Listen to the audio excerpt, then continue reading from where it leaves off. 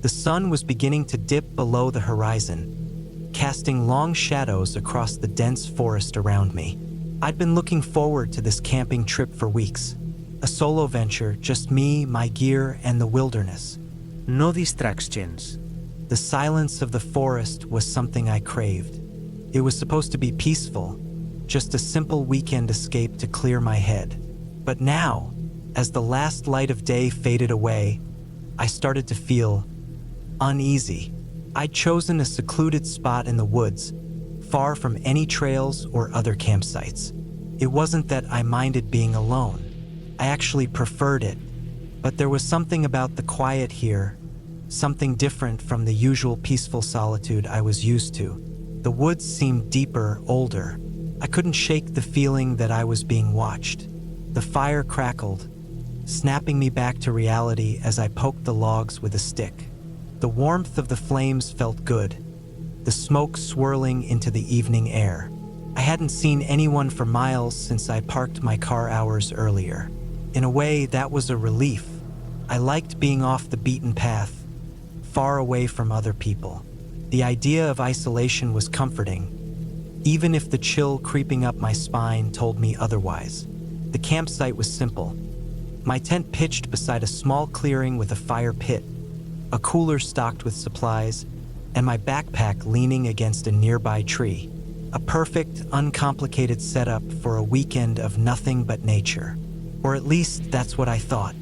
As night fully settled in, the forest grew quiet. I had expected the usual night sounds, the chirping of crickets, the rustling of leaves in the wind, maybe the distant call of an owl. But instead, everything was silent. Not a single sound. It was unnatural. I tried to ignore it, focusing on the fire and keeping myself occupied. It wasn't until I heard it that I realized something was wrong. A faint noise came from the woods behind me. It was so quiet at first that I almost thought I imagined it. But then it came again. The sound of footsteps, slow, deliberate. Not the hurried scurrying of an animal. These were human steps.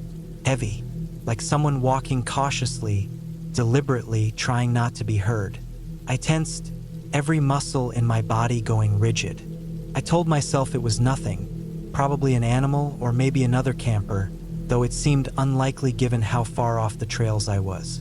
But then it happened again, closer this time. My heart started to race, and my hands felt clammy despite the warmth of the fire. The forest, already eerie in its stillness, felt like it was closing in on me. Every shadow seemed to move.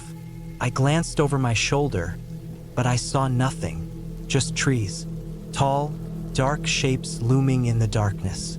I stood up slowly, trying not to make any noise. I grabbed my flashlight from the tent and clicked it on.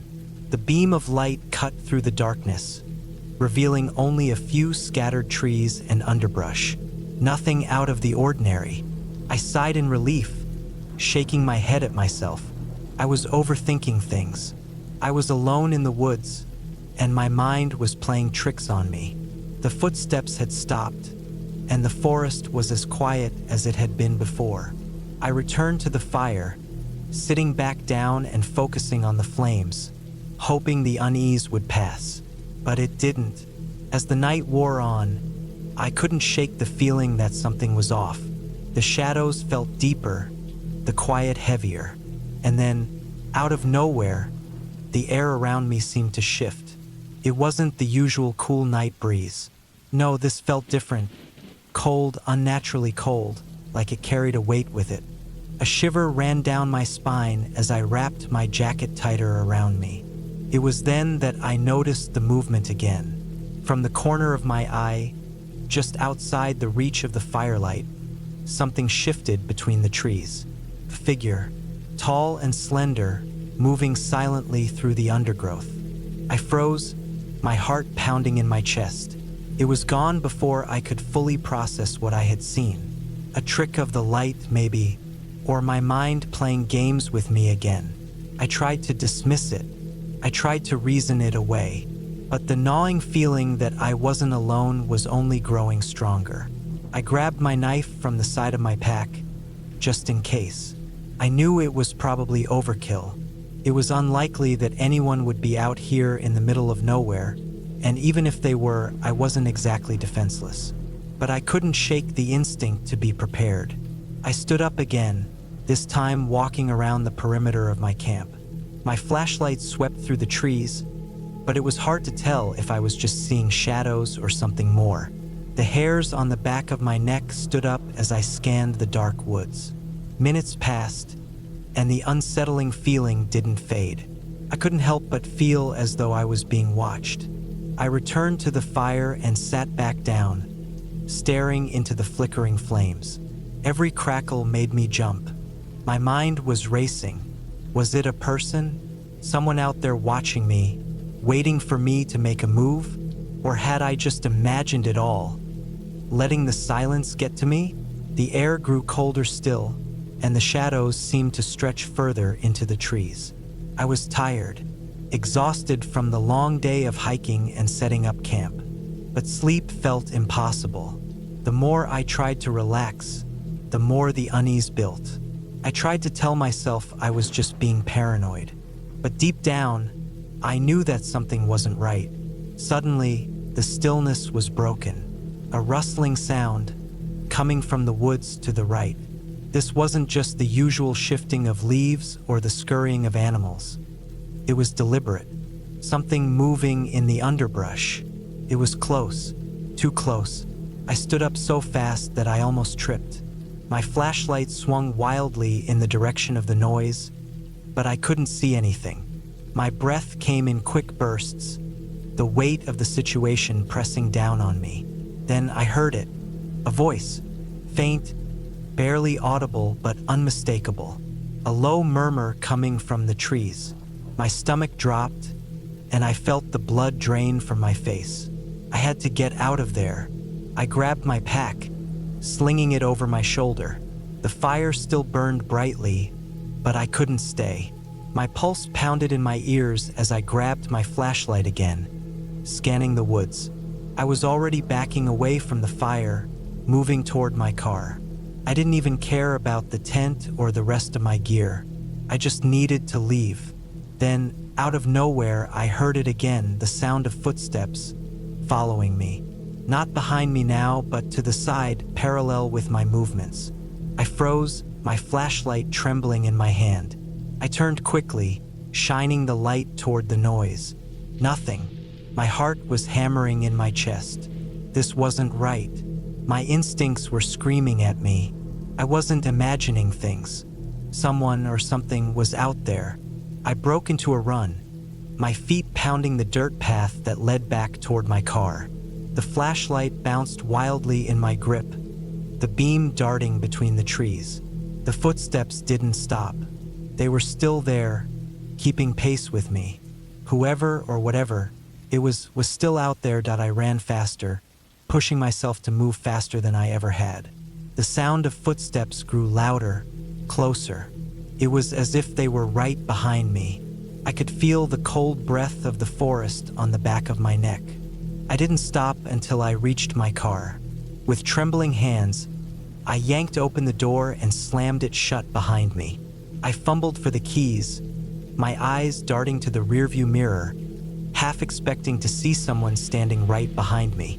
But there was nothing, just the empty darkness of the woods. I drove away without looking back, my hands gripping the steering wheel so tight my knuckles ached. When I finally reached a small town, I pulled into a gas station, breathing hard, my heart still racing.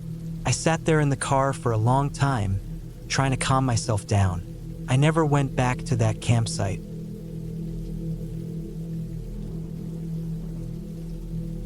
I had been looking forward to this camping trip for weeks. The plan was simple, just me, the wilderness, and a little bit of solitude. I'd been feeling a bit run down lately, and some time away from the constant noise of the city seemed like the perfect remedy.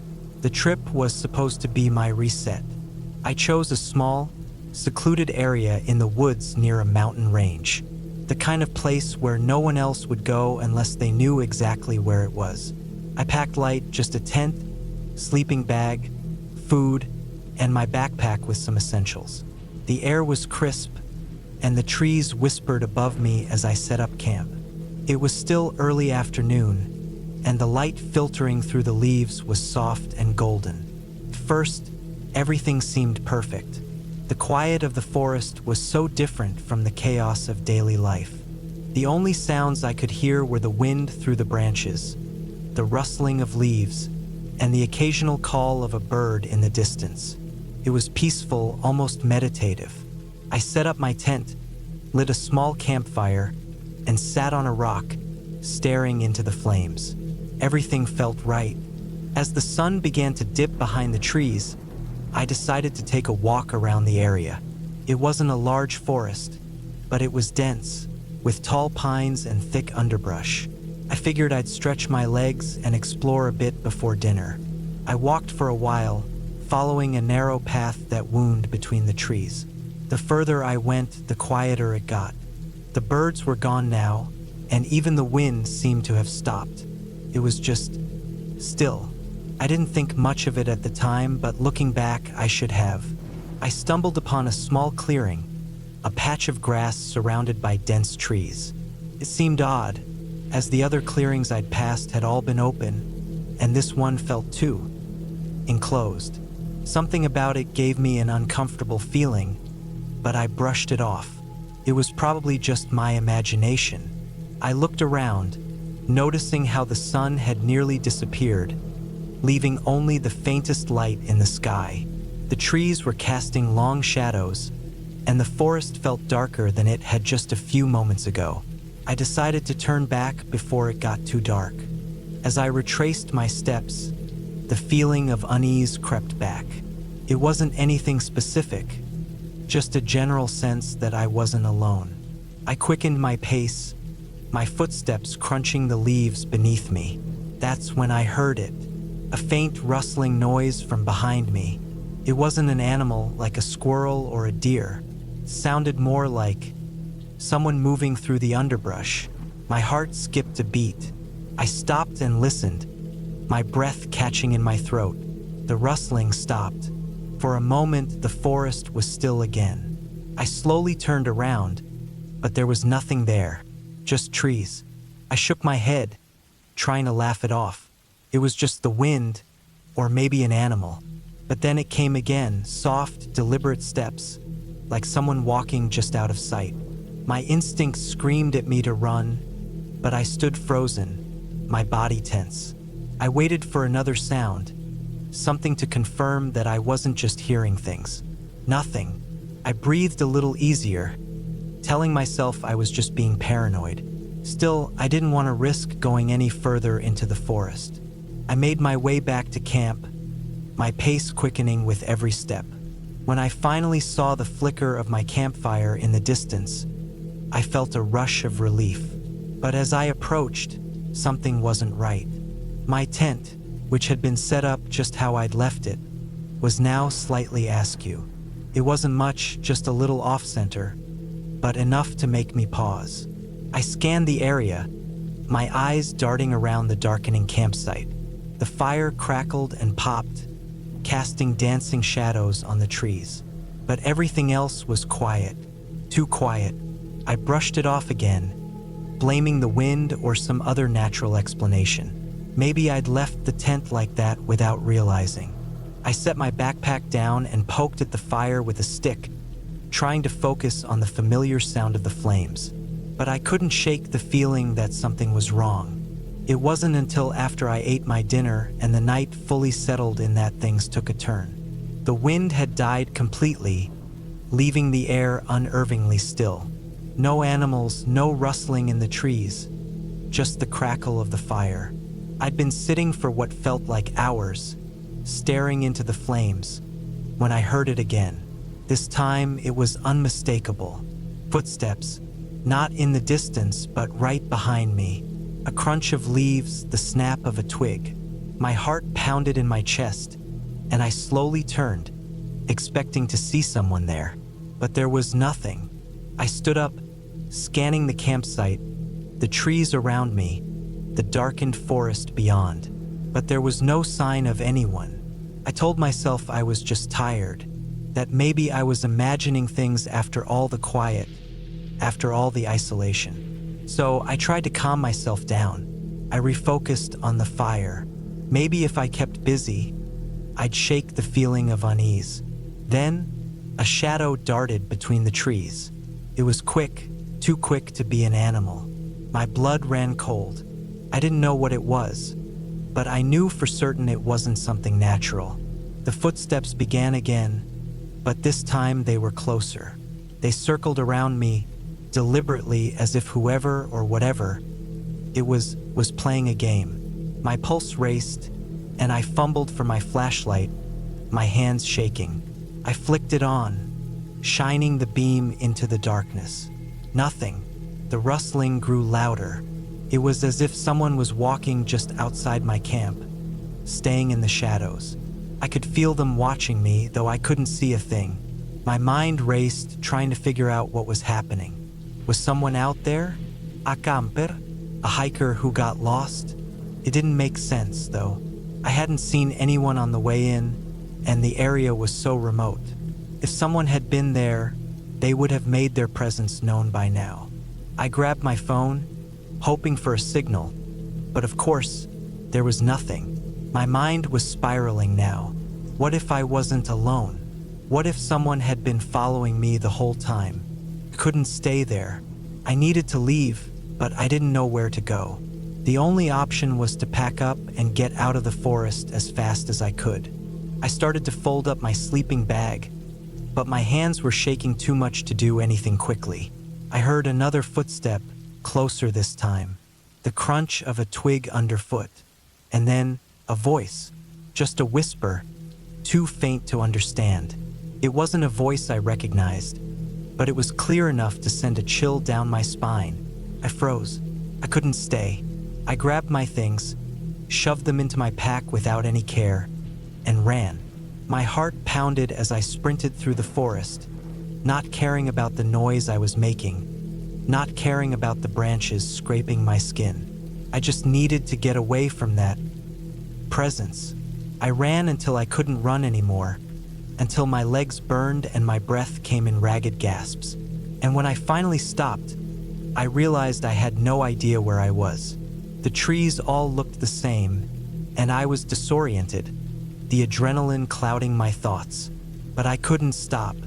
I knew I had to keep moving. Eventually, after what felt like hours, I saw a light in the distance. My heart surged with hope. A road, a car, anything. I ran toward it, and as I neared, I saw the glow of a lantern in the distance. There, sitting on the side of the road, was an old man. He looked up as I approached, his face weary but kind. "You lost, son?" he asked, his voice gravelly but calm. I didn't know how to respond. I was shaking, still terrified, and the reality of what I just experienced hit me all at once.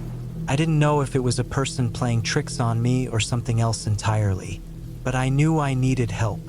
He offered me a ride to the nearest town, and I didn't hesitate. As I sat in the passenger seat, still catching my breath, he glanced over at me and said something that stuck with me. "You're lucky, kid," he said. "Not many make it out of those woods alone." I didn't ask what he meant. I didn't want to know, but I never went back to that forest. I left it behind, and I didn't look back. What I experienced out there was real, and I didn't need to understand it. All I knew was that I wasn't ready to find out what was waiting in those woods. When I got home, I tried to tell my friends about what had happened, but when they asked me what I thought it was, I didn't have an answer. All I could say was that some places are just too quiet, too still. Some places are meant to stay alone. And now, whenever I hear someone talking about camping in that part of the forest, I don't say a word. I just think about the shadow I saw darting between the trees, the footsteps that circled me in the night, and the whisper that I'll never forget. I had always been the type to crave solitude, so when my friends backed out of the camping trip at the last minute, I didn't mind at all. It wasn't about the socializing or the group activities for me. It was about the quiet. Pine Ridge, a remote area up north, was a place I had always wanted to explore. It was isolated, away from the noise of the city, with towering pines that seemed to stretch endlessly into the sky. The silence there was different from anything I'd experienced before. Peaceful, deep, and overwhelming. I had planned to spend the weekend there alone, just me and my tent, a backpack full of supplies, and the trees. The drive up was uneventful. It was the kind of road trip where the scenery slowly changed from the urban sprawl to the sprawling, rugged wilderness. I passed small towns with the occasional gas station and farmhouses, all of them becoming fewer and farther between as I made my way toward the edge of civilization. By the time I reached the entrance to Pine Ridge, the sun was beginning to dip behind the mountains, casting long shadows over the dirt trail. I parked at the ranger station, checked in, and then made my way down the narrow path that led deeper into the forest. The trail was winding, rocky, and seemed to get lonelier the further I went. By the time the forest swallowed me whole, I was pretty sure I was miles away from the nearest person. I set up camp near a small creek, where the sound of running water blended with the rustling of the trees. My tent was quickly erected, and I built a fire to ward off the evening chill. I didn't need much, just a few bags of dried food, a sleeping bag, and my trusty flashlight. As the sun dipped lower, the shadows lengthened, and the forest grew darker, quieter. The fire crackled in front of me, but there was something unnerving about the silence that surrounded me. It was an oppressive kind of quiet, one that weighed on your chest, like the forest was holding its breath. I tried to shake the feeling off.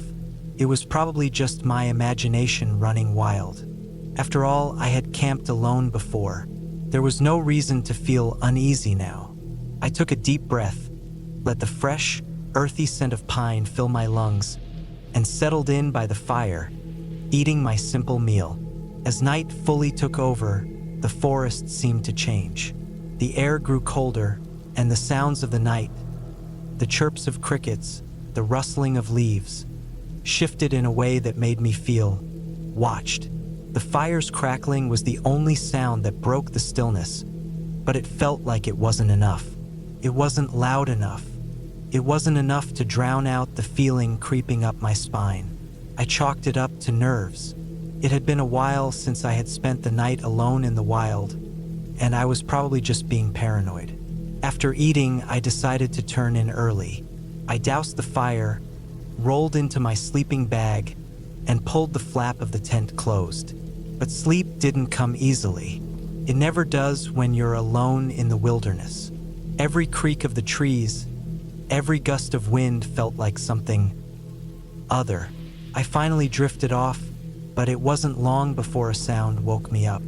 At first, it was subtle, a snap of a twig, a low rustle of branches. Could have been an animal, a deer maybe, or a raccoon. But as I lay there in the dark, straining to listen, the sounds didn't stop. They grew closer. The sound of movement, human-like movement. My heart pounded in my chest. I forced myself to stay still, not even daring to breathe too loudly. The sounds continued. Footsteps, soft and deliberate, moving around the campsite. They were too deliberate to be an animal, too controlled. Someone or something was out there. The sound was now unmistakable. A person was walking around my camp, staying just out of sight, just beyond the reach of my flashlight's beam. I held my breath, trying to make sense of it. Maybe it was just another camper? But the idea didn't sit right with me. The nearest campsite was miles away, and I hadn't seen a single person since I'd started the hike. I waited, listening. Time seemed to slow down. The footsteps grew louder. They weren't close enough to be right next to me, but they were unmistakably circling around my tent. My hand was clutching the flashlight, but I didn't dare turn it on. It felt like any movement I made would attract attention. Then, just as suddenly as it started, the footsteps stopped. I waited. Nothing. The silence returned, but it was the kind of silence that made my skin crawl. The air was thick, as if everything was holding its breath. I tried to tell myself it was nothing, that I was just imagining things. But deep down, I knew it wasn't just my imagination. I lay there for hours, the darkness pressing in, unable to bring myself to move. I didn't want to risk making a sound. I didn't want to risk drawing attention to myself. At some point, I must have dozed off, because when I opened my eyes again, the first light of dawn was breaking through the trees. The camp was quiet, too quiet. There was no sign of anyone, nothing disturbed. The fire pit was still cold, and the area around my tent was undisturbed. No footprints, no signs of any human presence. I was starting to think I'd imagined the whole thing when I noticed something strange. There, by the edge of the campfire, was a small pile of leaves and twigs. It wasn't there before. It wasn't something I had placed. But as I walked closer, I saw that something was buried in the leaves. A small knife. My stomach turned. It wasn't my knife. It wasn't something I recognized. That's when I realized how deep I was in the woods, how isolated I was. Whoever had been out there, they knew the woods. They knew how to move through the trees without making a sound. They knew how to get close and then disappear. Panic started to rise, but I forced myself to stay calm. I wasn't going to let fear control me. I needed to get back to the ranger station. I packed up my things quickly as I could, and started back down the trail, retracing my steps from the night before. The whole way down, I couldn't shake the feeling that I was being watched. Every crack of a branch, every gust of wind set my nerves on edge. I kept looking over my shoulder, half expecting to see someone or something lurking in the trees. When I finally reached the ranger station, I was relieved to see the familiar signs of civilization. The ranger on duty looked up as I approached, his brow furrowed in concern. "You okay?" he asked. I didn't have words. I just nodded, grateful to be out of that forest. The woods were still silent, but the air felt different now, less oppressive, less dangerous. When I left Pine Ridge later that morning, I couldn't help but look over my shoulder one last time, but I didn't see anyone. I didn't see any sign of the person who had been out there in the dark, lurking just beyond my sight. But I didn't care to know who they were. As I drove home, I promised myself I would never camp alone again.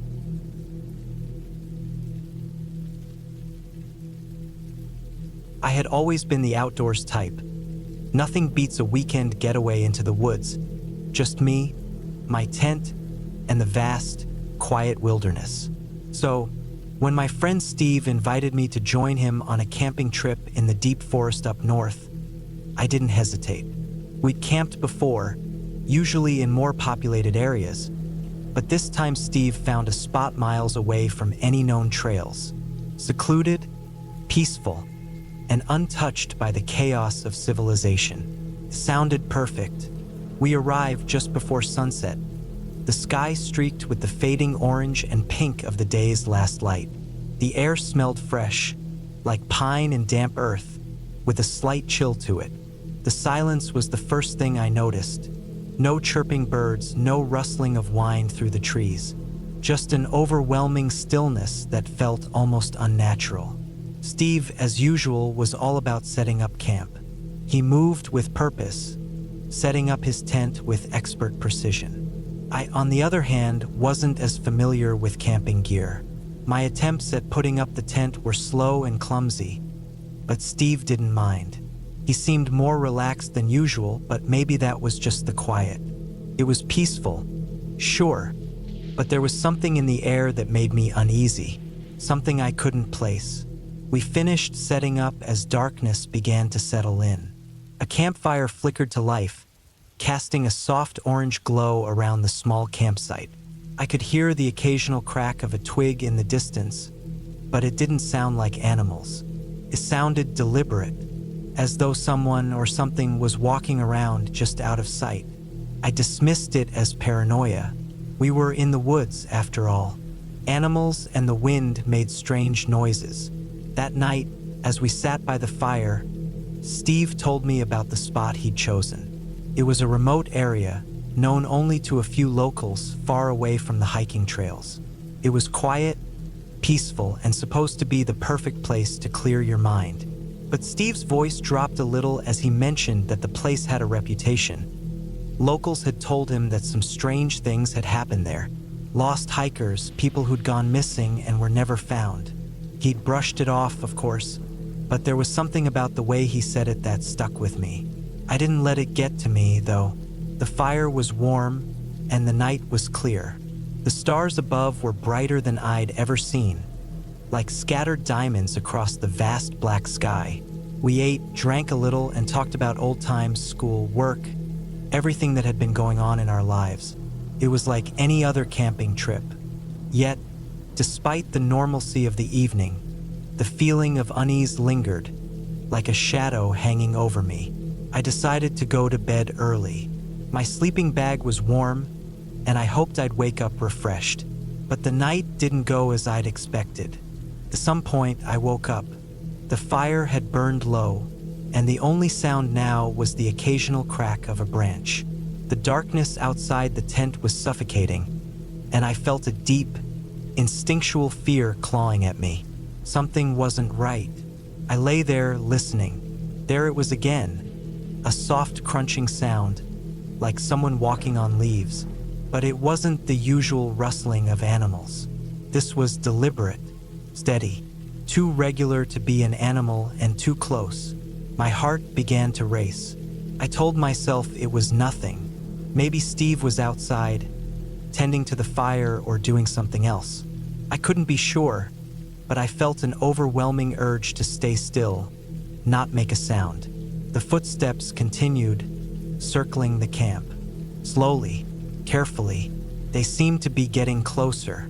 Then, just as suddenly as they had started, the footsteps stopped. The silence returned, but now it felt thicker, more oppressive. My breathing became shallow, and I couldn't shake the feeling that someone, or something, was watching me. I stayed frozen, my heart thudding in my chest. I wanted to call out to Steve, but something in me told me not to. I didn't want to reveal myself. I didn't want to make a sound. The minutes felt like hours. I didn't dare move, barely even breathing, just waiting for the first light of dawn to break the horrible tension. But the night seemed endless, stretching on and on in the suffocating silence. Eventually, exhaustion got the better of me. My eyelids grew heavy, and despite my fear, I finally fell into a restless sleep.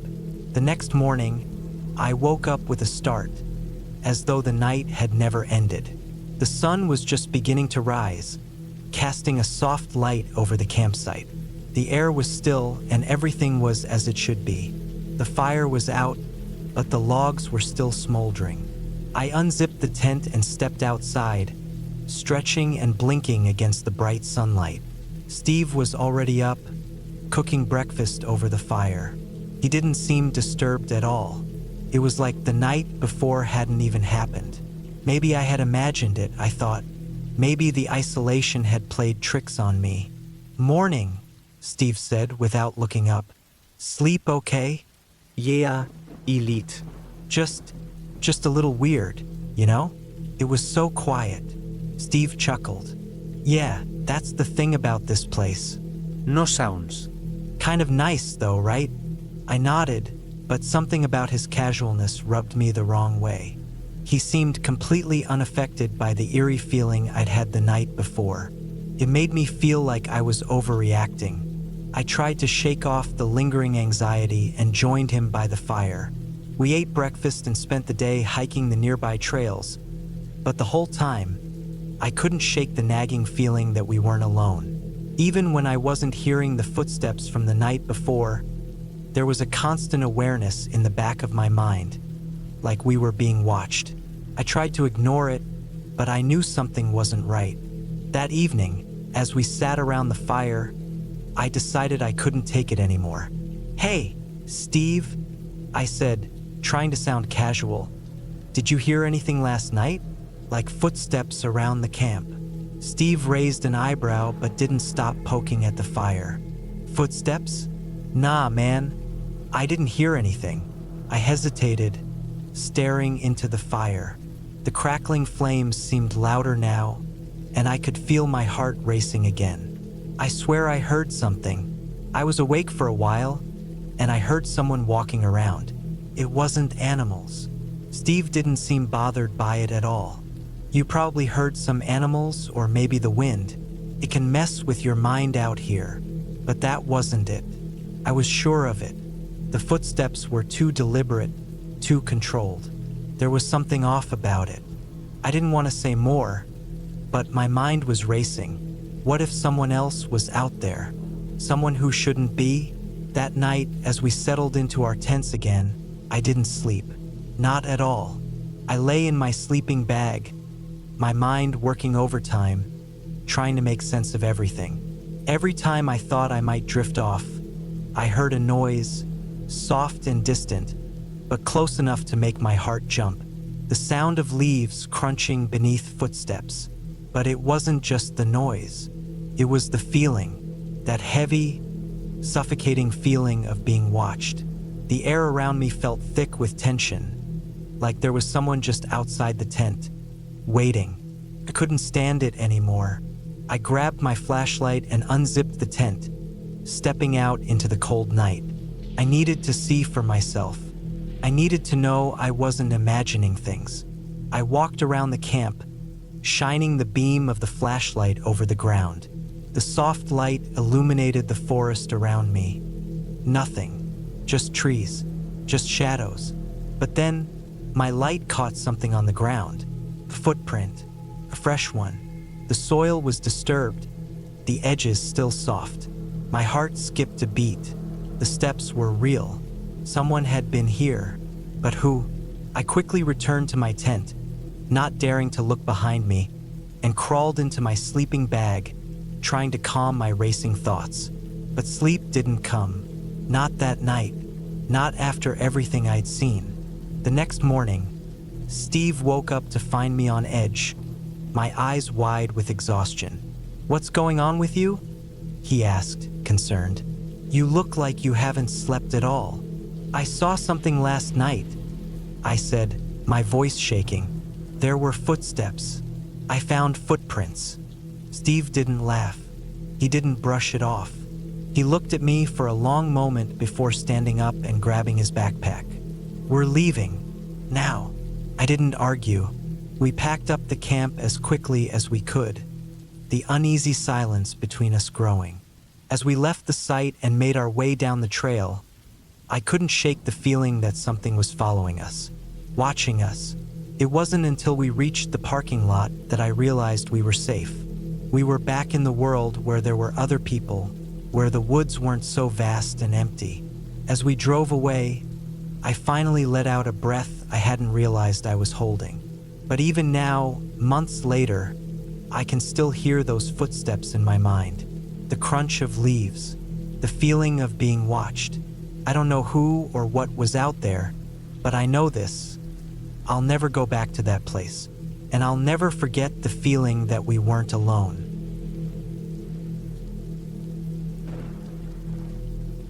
I'd been looking forward to this camping trip for weeks. It had been a long year, full of stress from work and life in general, and I was desperate for some time alone in nature to clear my head. My plan was simple. I'd head out to the forest, set up my tent, and spend a few nights by the lake, far away from the noise and pressure of everyday life. Just me, the trees, the water, and the stars.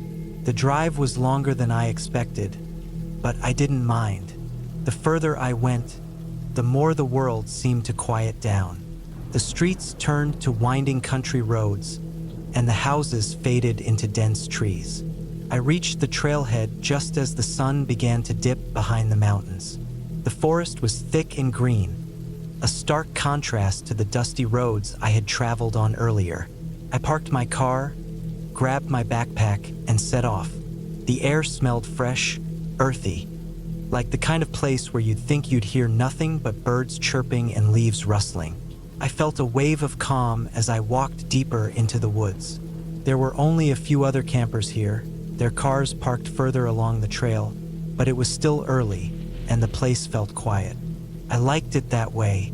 After a couple of hours of walking, I arrived at the small clearing by the lake. The sun was just about to set, and the water was a perfect mirror, reflecting the colors of the sky in oranges and pinks. It was breathtaking. I set my tent up quickly, not bothering to unpack everything yet. I had all the time in the world for that. As I sat by the lake, watching the ripples form as a gentle breeze moved across the water, I felt myself unwind. I couldn't remember the last time I'd been this relaxed. No phones, no emails, no meetings, just peace. I built a small fire, roasted some marshmallows, and watched as the light from the flames flickered and danced. The night felt safe, the kind of safe where you feel like nothing can touch you. But as the night wore on and the fire burned down to embers, I began to notice something strange. It was subtle at first, just a feeling that I couldn't shake, a kind of tension in the air. It wasn't anything I could point to, nothing specific, just something was off. First, I thought it was nothing, just the isolation. The darkening woods around me started to feel a little more alive than I was used to. The sounds of rustling leaves or the distant snap of a twig underfoot kept my attention. I shook it off, but then I heard something that made my stomach tighten. A low, almost imperceptible noise, like something dragging across the ground. I wasn't sure if it was just an animal or if my mind was playing tricks on me, but it made my heart rate pick up. I scanned the woods, but all I could see was the heavy shadow of trees stretching into the distance. I tried to focus on the stars, the fire, but my mind kept drifting back to that noise. It wasn't a typical animal sound. It wasn't the wind either. I sat there for a few more minutes, listening, trying to convince myself it was nothing. But then I heard it again, closer this time. The hairs on the back of my neck stood up. My instincts were telling me something was wrong. I didn't want to overreact, but the sound didn't seem natural. It wasn't like the usual forest noises I'd heard before. The dragging noise wasn't rhythmic or random. It was deliberate, like something large was moving through the brush. I stood up, grabbed the flashlight from my backpack, and shone it towards the source of the noise. The beam swept over the forest, but I couldn't see anything. No movement, no eyes glowing in the dark.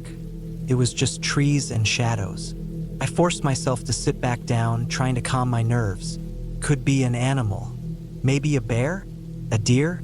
But the thought that it could be something else lingered in my mind. I tried to ignore it, but the feeling of being watched never really went away. After what felt like hours, I finally decided to turn in. The sound had stopped, and the air felt a little less charged, though I couldn't shake the uneasy feeling that had settled into my chest. I crawled into my tent, zipped it shut, and lay in the dark, listening to the wind outside. I must have fallen asleep eventually, but it wasn't a peaceful rest. Around 3 a.m., I woke up to the sound of twigs snapping outside the tent. It wasn't the wind this time. It was something heavy, something with purpose. My pulse raced as I lay there, frozen, trying to figure out if I was just imagining things. I was alone out here, and the only other campers were far enough away that they wouldn't have been walking this close to my sight. I grabbed my flashlight, the beam cutting through the fabric of the tent as I slowly unzipped it, trying to make as little noise as possible. My hands were shaking, but I forced myself to steady my breath. I needed to know what was out there. The moment I stepped out of the tent, the air felt heavier. The forest seemed to close in around me. My flashlight flickered as I swung it across the clearing, but I saw nothing. No movement, no eyes staring back at me. I took a few steps toward the sound, careful to avoid the dry leaves and branches underfoot. My ears were straining for any noise, but all I could hear was the pounding of my own heart. There was nothing out here, right? Then, from behind me, I heard a low growl. I froze. The hairs on my neck shot up, and I slowly turned, my flashlight trembling in my hand. What I saw made my blood run cold. About 20 feet away, in the shadows of the trees, stood a figure. Not an animal, not a person, just a silhouette, too tall and thin to be anything human. And yet it stood perfectly still, watching me. My stomach churned, and the urge to run hit me like a punch in the gut. But I couldn't let this thing know I was scared. I backed away slowly, my eyes never leaving the shape, and as I took another step, it was gone, vanished. No noise, no movement, just gone. I didn't wait to see if it came back. I ran. I didn't care about my tent or my gear. I just needed to get out of there. I sprinted down the trail as fast as my legs could carry me, stumbling over roots and rocks, my heart racing in my chest. It wasn't until I reached the parking lot that I dared to slow down. My hands were shaking, and my legs felt like jelly. I got to my car, unlocked the door, and threw myself inside. I didn't even bother to close the door properly before I started the engine and sped out of there, not looking back. I didn't stop driving until I reached the nearest town, where I pulled into a gas station and took a breath. My mind was still reeling. What had I seen out there? And why did it feel like I was being hunted? But the strangest thing happened the next day. I went back to the trailhead with a park ranger, hoping to find some explanation. We searched the area around my campsite, but there was nothing. No signs of any animal, no tracks, no broken branches. The only thing we found was my abandoned tent, still standing in the clearing, untouched. I don't know what I encountered that night, but I know one thing for sure: I'll never camp out there again.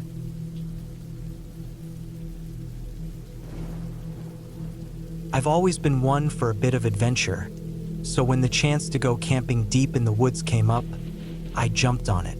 The plan was simple: just a weekend getaway to disconnect and get away from the chaos of daily life.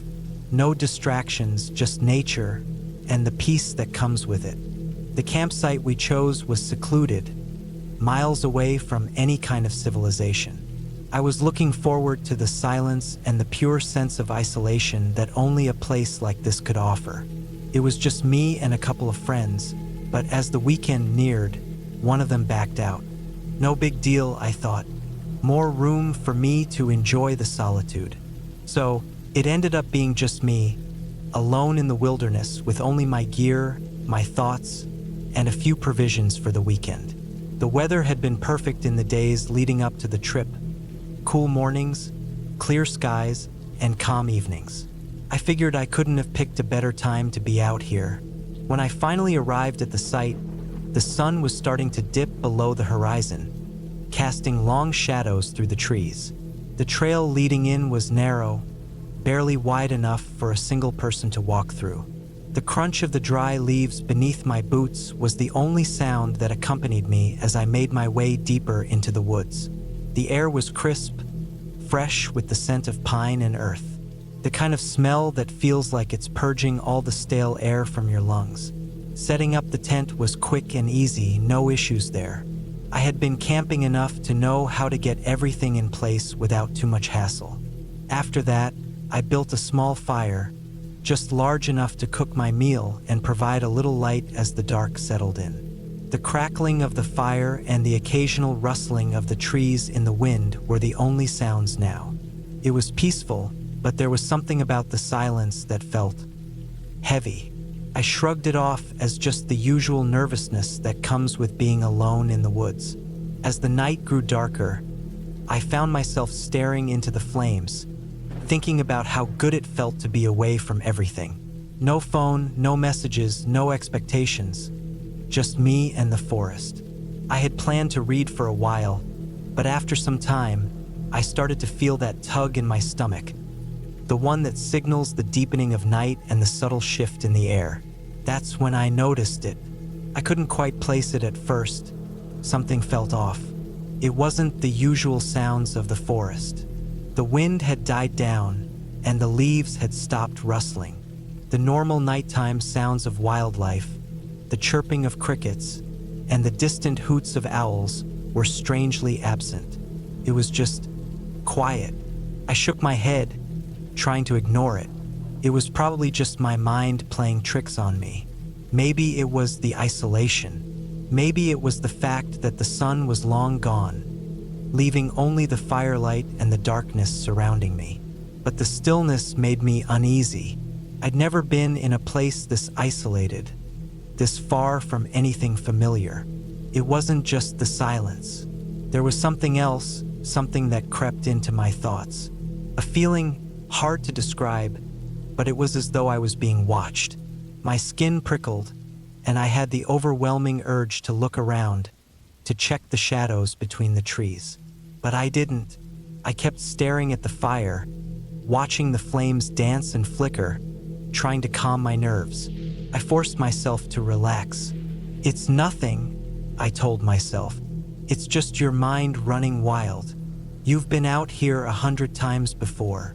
I stayed like that for a while, just staring into the fire, trying to convince myself that everything was fine. The sky was nearly pitch black now, and the temperature had dropped, so I threw another log on the fire and wrapped myself in a blanket.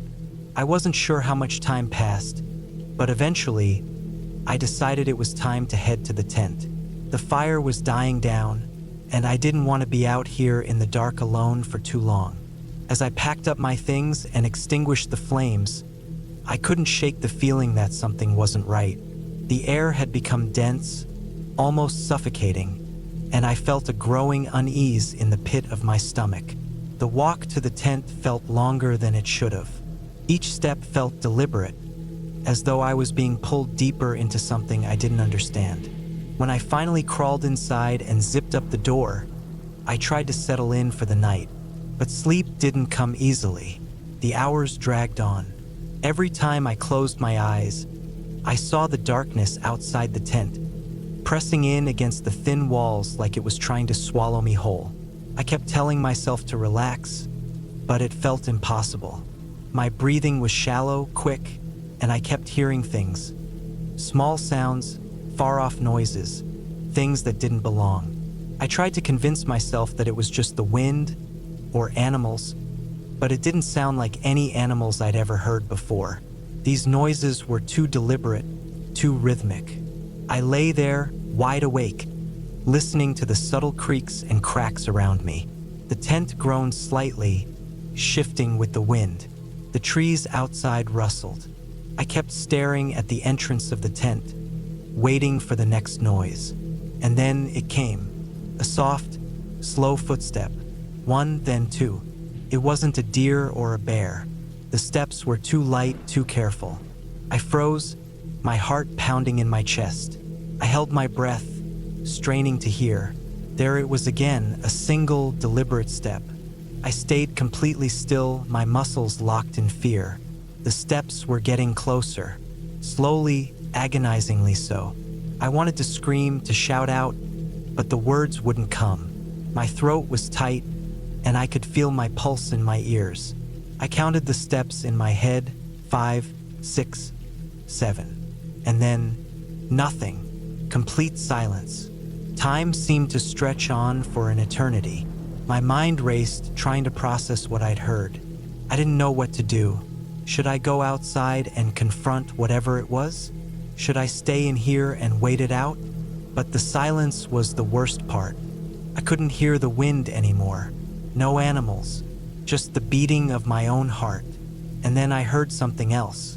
A soft rustling sound, just outside the tent.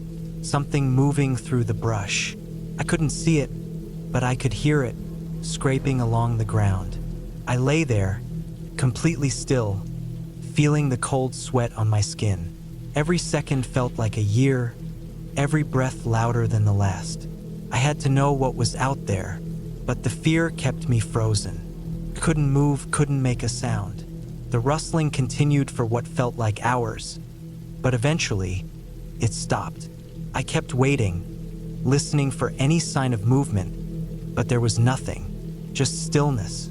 And then I heard the most terrifying thing of all, something I'll never forget. A whisper, It was barely audible, so faint that I thought I imagined it. But then it came again. It was right outside the tent. Couldn't breathe. Couldn't think. My mind was racing. My thoughts scattered. I was paralyzed with fear, unsure of what to do next. But then the whispering stopped, and I heard something else. A voice clear as day. Go. Now.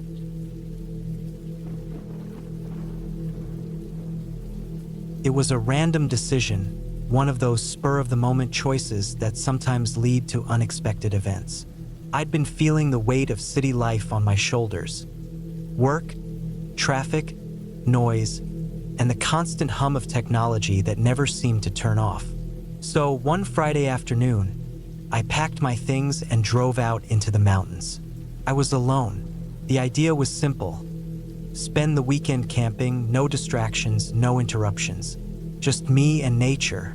I found a spot near a river that looked perfect for a peaceful weekend. It was secluded, just far enough away from any trails or campsites that I wouldn't have to deal with other people. The river was calm and clear, its steady flow providing a soothing background noise. The trees around me were dense, tall, and dark green, their leaves rustling softly in the breeze. I set up my tent, unfolded the camp chair, and made a little campfire to sit by. Everything seemed right. The sun began to dip below the horizon, and I started a simple dinner. Canned beans, a couple of sausages over the fire, and a bottle of water.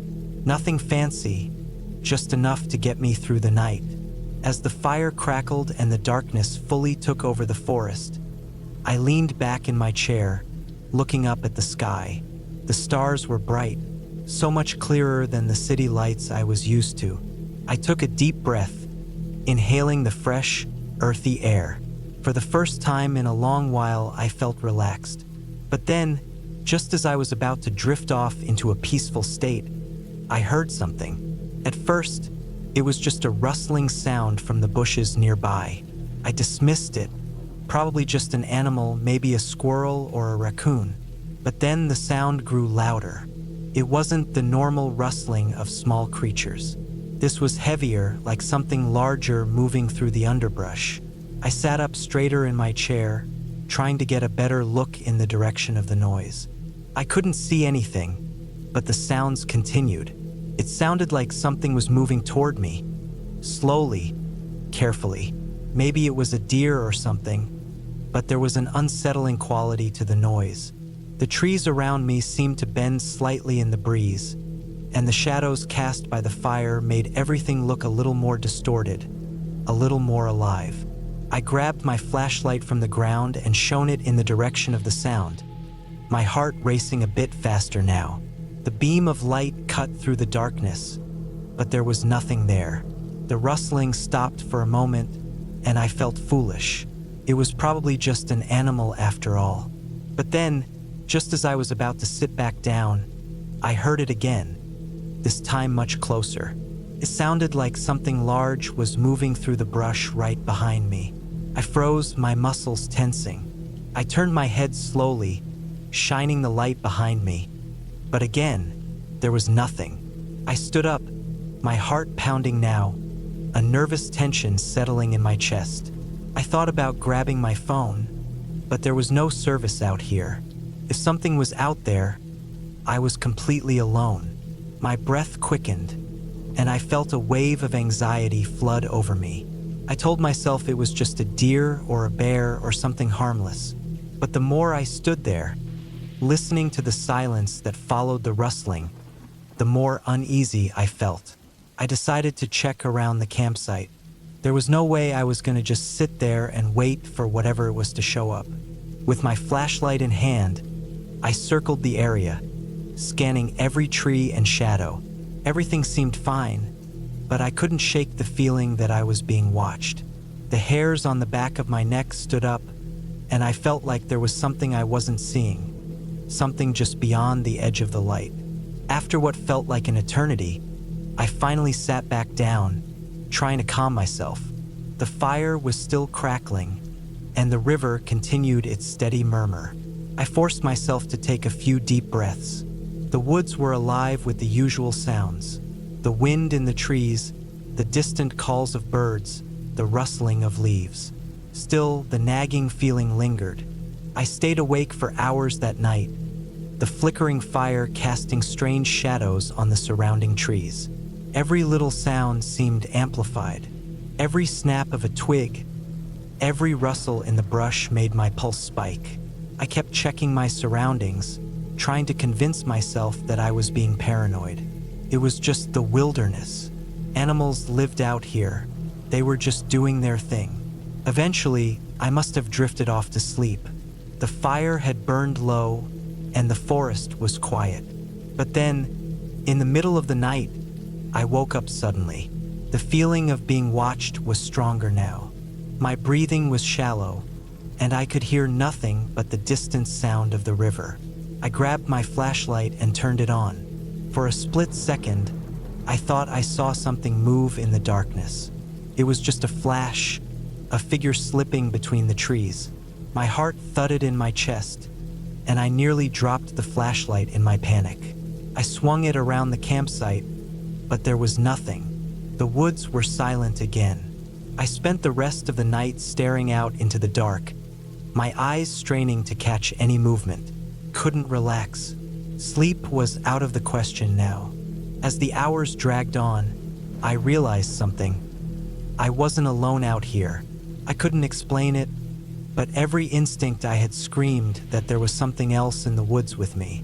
The morning light couldn't come fast enough. When it did, I was exhausted, my nerves shot. I quickly packed up my things, eager to leave the campsite behind. The sun was barely up, but I didn't care. I was done. As I drove away, I couldn't shake the feeling that something was wrong. I kept glancing in my rearview mirror, half expecting to see someone following me. The trees blurred past, and I tried to push the events of the night out of my mind. But the feeling stayed with me. I wasn't sure if it was the isolation of the forest, the strange noises, or something else. Something that I couldn't explain, but I knew I'd never camp alone again. Not after that night. The whole experience left me shaken. Maybe it was just my imagination, I told myself. Maybe it was just a bear or a mountain lion. But deep down, I knew something had been out there. Something that wasn't supposed to be. And for the first time in my life, I felt truly scared of the woods. I had never been one to shy away from the outdoors, but I learned that night that not everything in nature is as serene as it seems. The forest, usually my escape from the noise of everyday life, turned into something darker, something unfamiliar. Started off like any other weekend trip. My backpack was stuffed with essentials: tent, sleeping bag, food, and enough water to last a couple of days. I chose a spot far from the crowded areas, deep in the woods, where the only sounds were the calls of birds and the rustling of leaves in the breeze. I set up my camp by a small creek, the sound of running water almost soothing, almost peaceful. As I unpacked, I noticed the silence around me, not in the usual calm sense, but an oppressive stillness, like the forest was holding its breath. It felt like something was watching, waiting, but I shrugged it off. The thought was ridiculous. This was a place I'd camped many times before. As evening fell, I made a small fire. The crackle of burning wood was comforting, and I settled down with my dinner, watching the flames dance. The sky above turned darker, the stars poking through the canopy of trees, and I wrapped myself in the warmth of the fire. I couldn't shake that feeling, though. Something wasn't right. It wasn't the usual peaceful quiet of the woods. There was a heaviness in the air, a tension that seemed to thicken with each passing minute. At first, I thought it was just my mind playing tricks on me. It had been a long day of hiking, and the fatigue could easily explain the unease creeping into my thoughts. But then the noises started. Small, distant sounds, barely noticeable, but unsettling. A branch cracking in the distance, the faint rustle of leaves, too deliberate to be caused by the wind. I dismissed it as animals, but the feeling that something wasn't right wouldn't leave. As the night deepened, the sounds grew. There were footsteps now, close enough that I could hear them clearly. They didn't sound like the light steps of deer or squirrels, but heavy, purposeful steps. Too heavy for an animal, too slow for a person. My heart rate picked up and I tried to rationalize it. Maybe it was just a hiker, maybe someone lost, maybe even a bear, though that thought didn't make me feel any better. The fire flickered, casting strange shadows on the trees around me. Every time I turned my head, it felt like something was just out of sight, watching me from the darkness. I kept telling myself to calm down. I was alone in the woods plenty of times before and had never felt anything like this. Then it happened. The rustling from the trees became louder, closer. I could hear branches snapping, the underbrush moving. I stood up from my seat by the fire, straining my ears to listen. The footsteps weren't moving in any predictable pattern. One moment they were behind me, the next they were to my left. I grabbed a stick from the fire and held it out like a makeshift weapon, though I knew it wouldn't do much against whatever was out there. The night seemed to grow colder, and a chill ran down my spine. The shadows in the woods were no longer just shadows. They felt like shapes, like things that were waiting for me to make a move. My hand trembled around the stick, and I realized how absurd I was being. I was a grown man, alone in the woods, imagining things. But even as I scolded myself, I couldn't ignore the feeling creeping up my spine, the sense that I wasn't truly alone. I heard a snap from behind me, followed by the unmistakable sound of breathing. Not the kind of breathing you make when you're running or exerting yourself, but slow, steady, almost deliberate. My heart began to race. I swung around, my eyes scanning the darkness, but I saw nothing. Only the shadows of trees and the flickering firelight. Then I heard it, a voice. It wasn't loud, it wasn't clear, but it was there, faint and almost like a whisper, coming from just beyond the light of the fire. My blood ran cold. It wasn't a voice I recognized, and the words didn't make sense. It was just a string of sounds, unintelligible, like a chant or a mumble. I strained my ears, trying to catch the words, but the moment I turned my head to focus on the sound, it stopped. I stood frozen, my heart thudding in my chest, every muscle tense.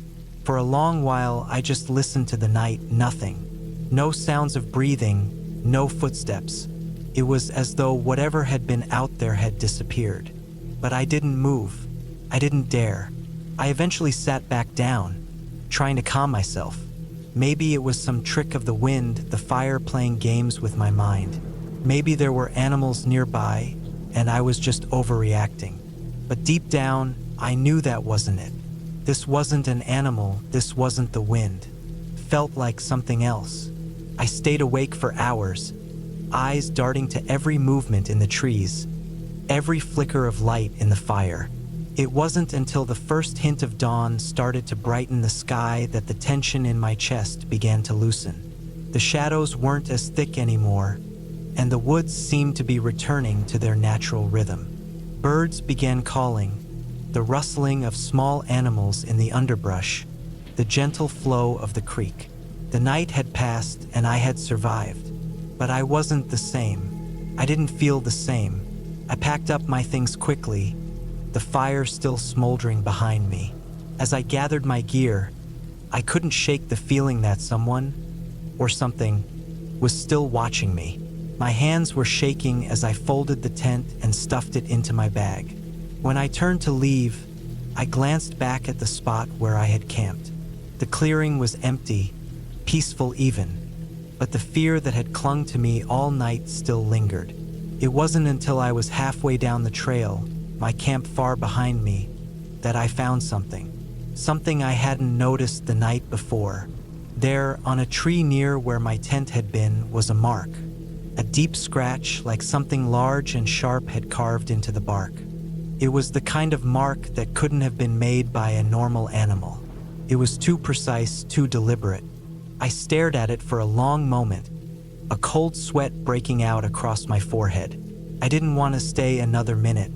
The rest of the hike out of the woods was a blur, my mind still racing with thoughts of what had happened, of what had been out there in the dark. When I finally reached my car, I couldn't drive away fast enough. Years have passed since that night, but I still remember it clearly. The feeling of being watched, the strange noises, the whispers in the dark. I never went back to that spot, never ventured into those woods again. Something out there didn't want me there. I'm not sure what it was, but I know it wasn't a bear, and it wasn't a person. It was something else. Something that thrives in the spaces between light and shadow, in the places where we're most vulnerable. And I know that somewhere, deep in those woods, it's still waiting. I never thought much about the woods before. To me, they were just trees and dirt, something you pass through on the way to somewhere more interesting. But everything changed on that camping trip. It started out as a simple weekend getaway. My friends and I had been planning this camping trip for weeks. We had our tents, sleeping bags, and all the gear we needed. The weather forecast promised a clear sky, so we thought it would be the perfect time to get away from the noise of the city. A chance to disconnect, breathe in some fresh air, and forget about our busy lives for a few days. We headed to a state park about 2 hours north of where we lived. The park was known for its dense woods, clear streams, and hiking trails that wound through some of the most scenic areas in the region. It was the kind of place where people went to escape the modern world, to find peace in nature. I remember the drive up, the way the highway shrank and curved as we got farther away from civilization. Soon, the tall buildings and traffic lights were replaced by rolling hills and thick forests. The air was cleaner, the sky bluer, and the sounds of the city faded until there was nothing left but the hum of the engine and the occasional bird call. We arrived around midday. The parking lot was empty, and the ranger station was closed. It seemed like we were the only ones there, which we thought was perfect. The last thing we wanted was a bunch of other campers around. We were looking for solitude, not company. We set up our campsite by the edge of a small, clear lake. The water was still, like glass, reflecting the trees that surrounded it. The only sound was the occasional rustle of leaves in the wind. Felt peaceful, perfect. We unloaded our gear, started a fire, and settled in for a night under the stars. As the sun sank lower, the woods around us grew darker, more alive. The air cooled, and we sat around the fire, roasting marshmallows and telling stories. The light from the flames flickered, casting strange shadows on the trees. It was the kind of darkness that felt like it was pressing in on you, but we didn't mind. It was just part of the experience. The first night was uneventful. We slept soundly in our tents, the sound of the wind in the trees our only lullaby. But the next morning, things started to feel a little off. We woke up early, around dawn, and made breakfast over the fire. There was a faint fog hanging over the lake, and the air was thick with moisture. We all felt it, that strange unease that we couldn't explain. Maybe it was just the fog, or the fact that the woods were so quiet, but there was something about the place that didn't sit right with me. We decided to go for a hike. We followed one of the trails that led deeper into the woods. The path was narrow, winding through dense trees and underbrush. The forest seemed to close in around us, and the further we went, the quieter it became. Even the birds stopped chirping, like they had all suddenly vanished. We pressed on, pushing the feeling aside, telling ourselves that it was all just our imagination. After a couple of hours, we reached a clearing. It was small, but there was something strange about it. The trees around the edges were unnaturally bent, like they had been shaped by some unseen force. The ground was covered in a thick layer of moss, and in the center of the clearing was a large, flat rock. It looked out of place, like it didn't belong there. We stood there for a few moments, taking it all in. That's when we heard it. A sound, distant but distinct. It was a low, almost rhythmic thumping, like something heavy was moving through the woods. At first, I thought it was an animal, maybe a deer or a bear, but there was something off about the sound. It wasn't the typical footfall of an animal. It was heavier, almost deliberate. We all stopped and listened. The thumping continued, growing louder with each passing second. My heart began to race, and I could feel the hairs on the back of my neck stand up. There was something wrong. I knew it. We quickly turned and started heading back toward the camp. But the thumping didn't stop. It seemed to follow us, echoing through the trees. My friends joked about it being some kind of forest spirit or a Bigfoot, but there was no humor in their voices. They were as nervous as I was. By the time we got back to camp, the thumping had stopped. We didn't talk much about it, but we all felt the tension in the air. The sun was setting again, and we gathered around the fire, trying to shake off the feeling of dread that had settled over us. That night, I couldn't sleep. I kept hearing noises, soft rustlings in the trees, as if something was moving just outside my tent. Every time I tried to close my eyes, I would hear it again. It was like the forest was alive, watching us. I tried to tell myself it was just the wind, or maybe an animal, but deep down, I knew it wasn't. It was something else, something that didn't belong. The next day, we packed up and decided to leave early. We were all on edge, not wanting to stay another night. But as we walked back to the car, something caught my eye. It was a trail, a narrow path that led off the main road, disappearing into the woods. It wasn't marked on any of the maps we had, and it didn't look like a trail that anyone had used in years. But something about it called to me. I felt like I had to follow it. I told my friends I was going to check it out. They didn't want to, but I insisted. I told them I'd be back soon, that it was probably nothing. I stepped off the main road and into the woods. The trees grew thicker as I moved forward, the canopy overhead blocking out most of the light. The air was damp, heavy with the smell of earth and moss. The path was barely visible now, just a faint depression in the ground that I followed blindly. I walked for what felt like hours, but I couldn't shake the feeling that I was being watched. Every time I turned around, I felt like something was following me. I kept going, though, determined to see where the trail led. Eventually, the path opened up into another clearing. But this one was different. The trees were twisted and knotted, their branches reaching out like gnarled fingers. In the center of the clearing was a small structure, half sunk into the earth. It looked old, ancient, even like it had been there for centuries. The wood was rotting, and the stone foundation was crumbling away. I approached it slowly, my heart pounding in my chest. I didn't know what I was expecting, but I had to see it up close. I reached out to touch the rotting wood, and that's when I noticed something strange. There were marks on the ground around the structure. Deep, long gouges like something heavy had dragged across the earth. And in the center of the marks, there was a small pile of bones. Animal bones, but still, it made my stomach turn. I backed away slowly, my breath coming faster. I needed to get out of there. I turned and started running, not looking back, not caring about the trail anymore. When I finally reached the camp, my friends were already packing up. They looked relieved to see me, but I could tell they were eager to leave. They didn't need to say anything. I could feel it in the air. Something was wrong with this place. We left without another word, driving as fast as we could out of the woods. The entire ride back, none of us spoke. We didn't need to.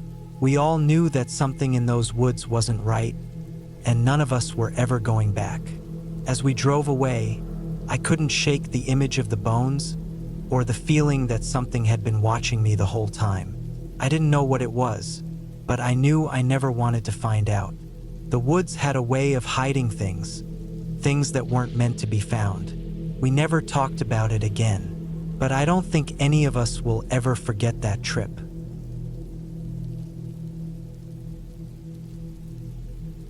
I had always been someone who loved the outdoors, the quiet stillness of nature, the peaceful sounds of wind rustling through trees, the chirping of birds at dawn. That's why, when my friends and I decided to go on a weekend camping trip deep in the woods, I thought it would be the perfect escape from the grind of everyday life. Little did I know that this trip would be nothing like the peaceful retreat I'd envisioned. We picked a remote spot in the mountains, far from any towns or civilization. It was one of those places where you had to hike for miles before you'd even see a trail sign. The kind of place where you could truly disconnect. We set up camp at the base of a small hill, surrounded by thick trees. The forest was dense, and the air felt cooler than I was used to. Everything about the place seemed different. The first day was perfect. We set up our tents, made a fire, and sat around it telling stories. The sun dipped behind the mountains, casting a purple and orange glow over everything. As night took hold, the forest felt like it was alive with sounds. Frogs croaking from the nearby stream, insects buzzing, and the occasional owl hooting in the distance. Everything felt normal, but as the night wore on, the atmosphere began to shift. There was this unease that slowly crept in. The sounds of the forest seemed to grow louder, almost like they were being amplified by the darkness. Every snap of a twig or rustle of leaves made my nerves tighten. I didn't think too much of it at first. It was just my imagination, right? We stayed up late, talking and laughing around the fire. But eventually, one by one, we all started to retire to our tents. I was the last one awake, staring into the flames, my thoughts drifting. That's when I heard it, a sound, faint at first but growing louder. It wasn't the usual noises of the forest. It was a dragging sound, slow and methodical. I sat up, straining to hear it over the crackling fire. It came from the trees, not far from our camp. It sounded like something heavy was being dragged through the underbrush. I froze, trying to make sense of it. My mind raced through every logical explanation, but none of them made sense. I grabbed a flashlight and shone it toward the sound. The beam of light sliced through the dark, revealing nothing but the shadows of trees swaying in the wind. The dragging noise stopped as suddenly as it had started. I waited for a while, my heart pounding in my chest. Maybe it was just an animal, I told myself, a bear or something, but that dragging sound, it didn't seem right for any animal I knew of. It didn't have the sharp, quick movements of an animal. It was deliberate. I decided to go inside my tent, lock the zipper, and try to sleep. But sleep didn't come easily. Every creak of the tent made my nerves jump. The wind had picked up, and I could hear branches swaying outside, but every sound felt too loud, too close. By the time the sun rose the next morning, I hadn't gotten a wink of sleep. The others were already up, packing their things. They didn't seem to notice anything unusual. I didn't mention the dragging sound. I didn't want to sound paranoid, but the uneasy feeling I had in my stomach hadn't gone away. The day passed uneventfully, though the air still felt thick, like something was just out of reach, waiting. We hiked deeper into the woods, following a trail that led to a small, hidden lake. The water was crystal clear, and the setting was beautiful, but I couldn't shake the feeling that we weren't alone. The air seemed too still, the forest too quiet. Even the birds had stopped chirping. Later that afternoon, I went for a walk by myself, needing some time to clear my head. As I walked along the edge of the lake, I heard something, a faint sound, like footsteps. I turned quickly, expecting to see one of my friends, but no one was there. The lake was still, and the woods around it seemed completely empty. I brushed it off, telling myself I was just imagining things. But then I saw something that made my blood run cold. There, near the water's edge, was a patch of dirt that looked disturbed. The ground was scraped up, as if something had been dragged across it. The marks were fresh, the dirt still loose. My breath caught in my throat. I wasn't the only one out here. I backed away slowly, my heart racing in my chest. I returned to camp and tried to act normal, but the unease in my gut only grew. That night, the dragging sound came again. It was unmistakable this time, and it was closer. It was as if something or someone was circling our camp, getting closer with each passing minute. I stayed in my tent, listening to the sounds of the forest, my mind racing. My flashlight was beside me, and I kept it close, my fingers brushing over it every time I heard a new sound. The dragging was no longer the only noise. There were soft thumps now, like something heavy was being dropped. I thought about waking the others, but I didn't want to seem paranoid. I didn't want to be the one who ruined the trip with wild stories. So I lay there, trying to convince myself it was just my imagination, just the normal sounds of the woods at night. But deep down, I knew it wasn't. The next morning, I gathered my things quickly. I didn't tell the others what had happened, but I made it clear that I wanted to leave. They were confused but agreed, and we started packing up.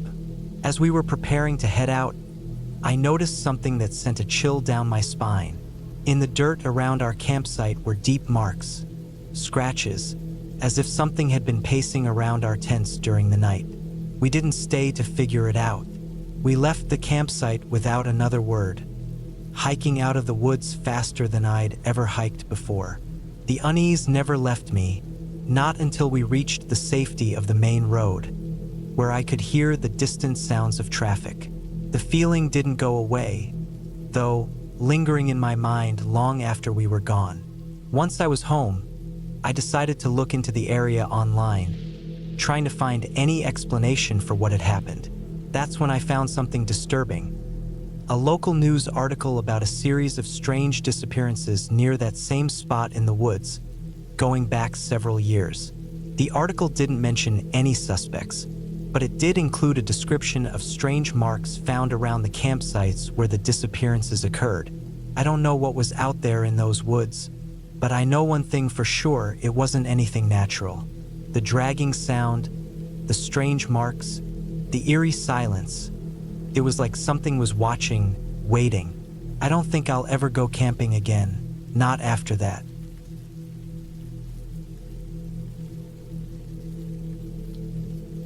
It was a perfect night for camping. The air was crisp, the sky clear, and the stars sparkled like a blanket of diamonds.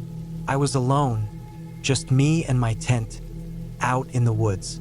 I had always wanted to experience a solo camping trip, to get away from the noise of the city and just be at peace with nature. So, I picked a spot a few miles into the forest, far enough that I knew no one would stumble upon me, but not so far that I couldn't manage the hike. I'd been preparing for weeks, reading up on the area and getting the right equipment. As I set up my tent and laid out my gear, I felt a rush of excitement. There was something so peaceful about being out here, in the middle of nowhere with no distractions.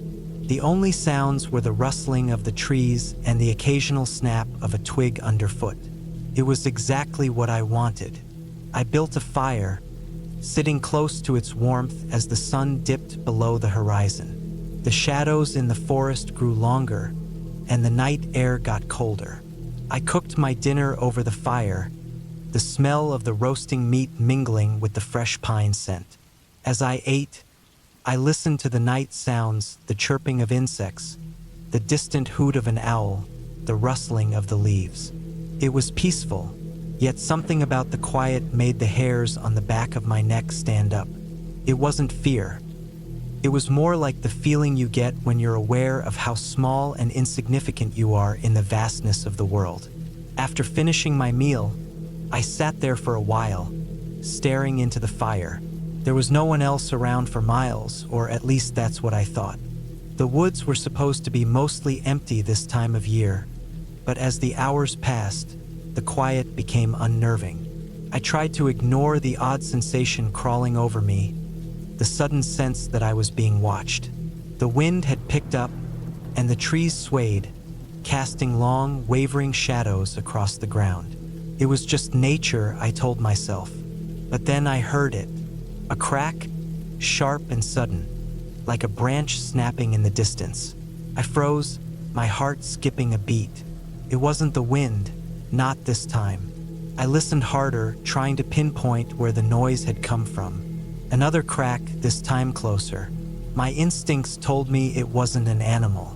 Animals don't break branches like that. I grabbed the flashlight from my bag and shone it around the clearing, scanning the darkness. Nothing. The forest was still too still. The only movement was the flame of the fire flickering in the wind. I told myself I was being paranoid, but I couldn't shake the feeling that something was off.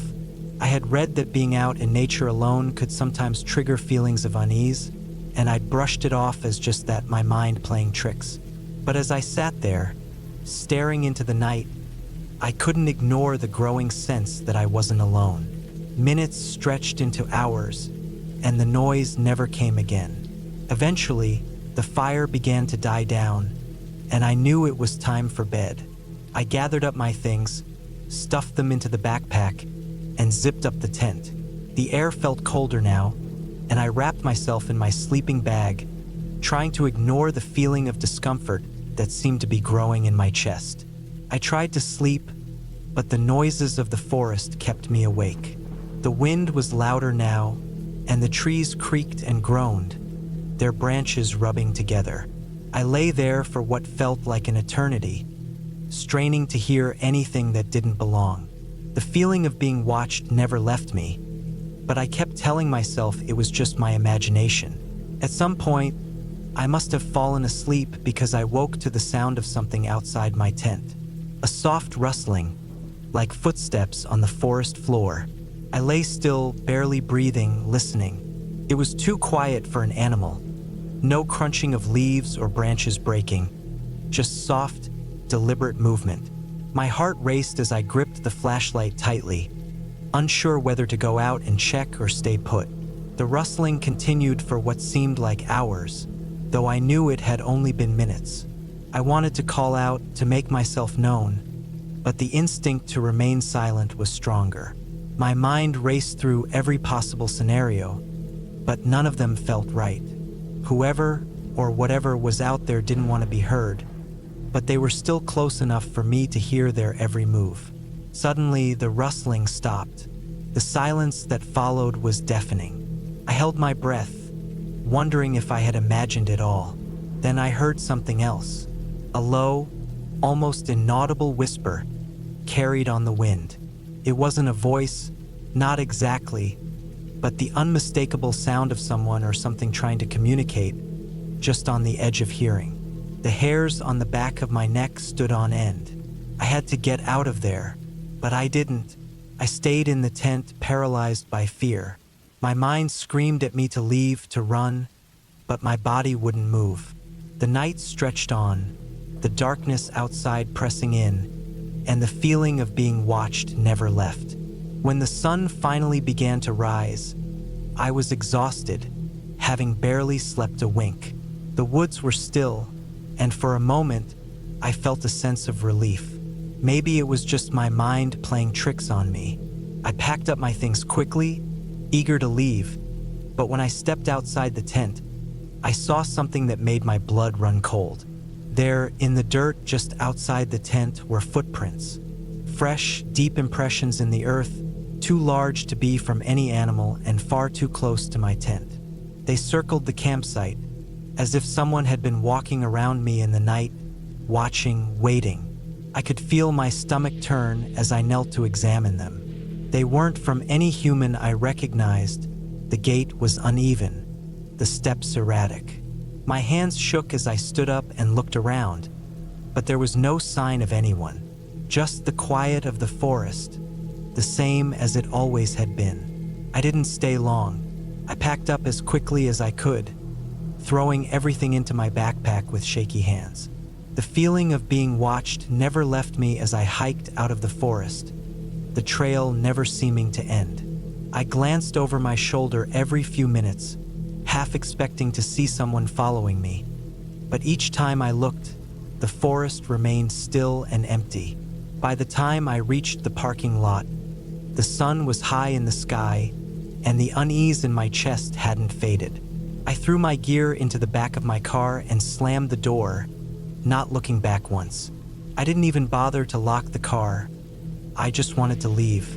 I drove home with my eyes glued to the road, my mind racing with thoughts of the footprints, the rustling, the whispering. When I got home, I checked my phone, hoping to find some distraction from the unease that lingered. But there was nothing unusual in my messages or emails. I breathed a sigh of relief, but that didn't last long. As I was unpacking my bag, I noticed something strange. A small piece of paper, crumpled and wedged between the folds of my sleeping bag. It wasn't mine, and I was sure I hadn't put it there. I unfolded it carefully, and my heart skipped a beat. The message was simple, written in uneven handwriting. Asterisk, I'm still here. Asterisk.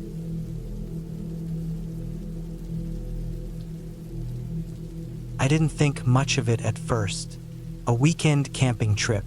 Simple, relaxing. Just me and the open woods. It was supposed to be a break from the city. A chance to get away from the noise, the traffic, the endless deadlines. I figured I'd spend a couple of days by myself, reconnecting with nature. But by the end of it, I would understand just how much more the woods could hide. I packed light, just the basics. A small tent, sleeping bag, a portable stove, and some food. A flashlight. I threw in a couple of books and a journal, knowing I'd probably never get around to them, but telling myself I should. The woods weren't far from where I lived, about an hour's drive, but they felt like a different world entirely. When I arrived, I noticed the air was thicker, more humid. It was the tail end of summer, and the trees overhead blocked out most of the sunlight, making everything feel a little darker, even in the middle of the day. I found a decent spot near a small clearing by a stream. The sound of the water flowing over rocks was calming, almost meditative, perfect for the solitude I was after. I set up camp, taking my time with everything, as though savoring the process. The woods were quiet. I hadn't seen another soul on the way in, which felt oddly comforting. No distractions, no one to interrupt the peace. As I was setting up the tent, I noticed something strange. A trail of broken branches leading into the woods, just behind where I had chosen to camp. At first, I assumed it was just from some animal passing through. It wasn't unusual, but something about the way the branches were snapped, clean, almost deliberate, made me pause. I shrugged it off. Animals can be odd, I thought. The woods were full of them. I finished setting up, and by the time the sun started to dip below the horizon, I had everything arranged. The fire pit was ready, the stove set up for dinner. I built a fire, the crackling of the wood cutting through the otherwise silent night. I sat back, watching the flames dance. It was almost hypnotic. The firelight flickered across the trees, casting long shadows. The woods around me seemed to shift with every gust of wind, but there was no one else here. Just me, just nature. As night deepened, the temperature dropped, and I wrapped myself in a thick jacket, trying to ignore the creeping chill. The forest seemed to come alive at night. The distant hoot of an owl, the rustle of leaves as something small moved in the underbrush. A few animals here and there, but no people. That was what I wanted. Peace. I ate my dinner, simple stuff, a can of beans, some bread, and a bottle of water, and tried to relax. But the quiet wasn't the kind of peaceful I expected. Felt almost too quiet, like the air was holding its breath. It wasn't until I finished eating and sat back to watch the fire that I heard it. A rustling from the woods. At first, I thought it was just another animal, but the noise was too distinct, too deliberate. Something or someone was moving through the trees. It wasn't the random scurrying of a squirrel or the soft shuffle of deer hooves. This was a slow, steady movement, careful one. I tensed up, my body instinctively going on alert. I stared into the darkness, trying to spot the source. I had a rifle with me, stored safely in my bag, but the thought of reaching for it made me uneasy. What if it wasn't an animal? What if it was someone else? I stood up, walking cautiously toward the edge of the clearing. I called out, but my voice sounded small in the vastness of the woods. No answer. The rustling stopped, and for a few moments, there was nothing but the sound of my breath. I strained my ears. Nothing. Just the occasional creak of a branch swaying in the wind. I shook my head. It was nothing. Probably an animal. A deer or something. I went back to the fire, trying to dismiss the feeling of unease creeping into my stomach. I didn't like the silence, though. It was too heavy now, too oppressive. I stayed up for another hour or so, watching the fire die down to embers. The forest around me felt empty, but in a strange way, I was almost more unsettled by the absence of people. I had been in the woods plenty of times before, camping trips as a kid, hiking through forests, but this was different. It was as if the woods weren't welcoming me. They were watching, listening. I finally crawled into my tent when the fire had almost burned out completely. I zipped it up and lay there in the dark, listening. The wind had picked up, making the branches outside the tent rustle and scrape against the fabric. The sound was soothing, almost like a lullaby, but the unease still clung to me, a constant weight in the pit of my stomach. I closed my eyes, telling myself it was just the solitude getting to me. That's all it was, just a little loneliness. The next morning, I woke up to the sound of birdsong. It was early, the sky still dark with the pre-dawn light. I rubbed my eyes and unzipped the tent. The air was cool and fresh, the scent of wet leaves hanging in the air. I stepped outside, the soft grass cool under my bare feet. The world felt alive again. The woods were welcoming me back, I thought. Maybe last night was just nerves. I spent the morning exploring. I followed the small stream that ran beside my campsite, letting the water rush past my feet as I walked. The day was perfect, clear skies, no clouds. The sunlight filtered through the canopy above, casting dappled light on the forest floor. It was the kind of day I had been hoping for when I decided to camp alone. But by mid-afternoon, something felt off again. The trail I had noticed the night before caught my attention once more. I hadn't thought much of it earlier, but now it seemed wrong. It didn't look natural, like something had been dragged through the woods. The broken branches were arranged too carefully, almost like someone had meant for me to see them. I walked further down the trail, my feet crunching on the dry leaves. The woods felt darker now, the sunlight thinner as the trees grew closer together. The rustling noise from last night came back to me, playing in my mind like a broken record. What had I heard? And who could it have been? I didn't get far, not far at all.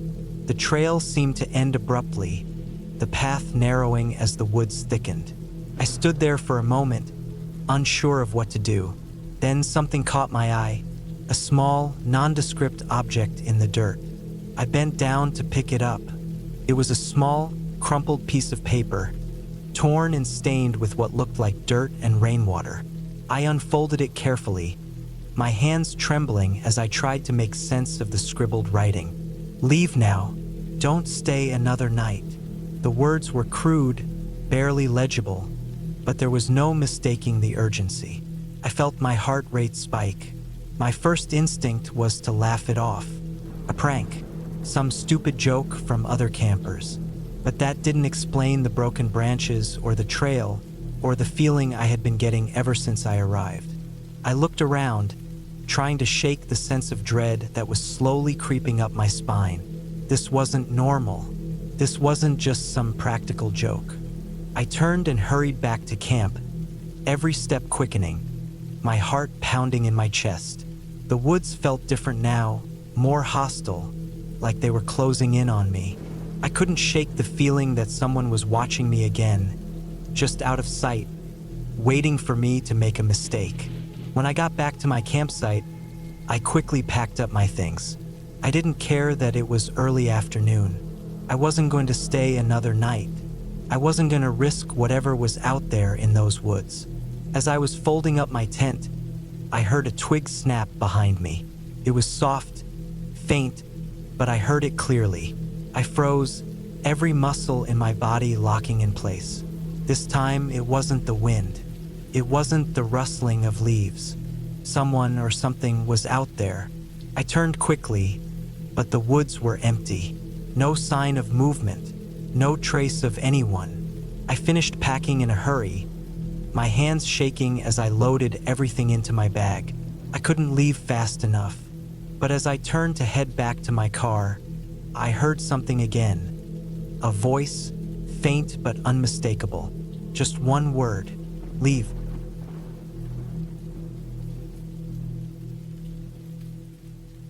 I had been planning this camping trip for months.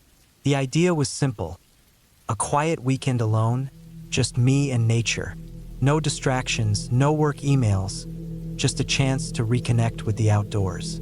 I chose a remote spot in a state park about 2 hours from home. It wasn't the most popular campsite, nothing fancy. Just a clearing by a creek, surrounded by dense trees. I had been there once before, years ago, and remembered it being peaceful, the kind of place where you could forget about the world for a while.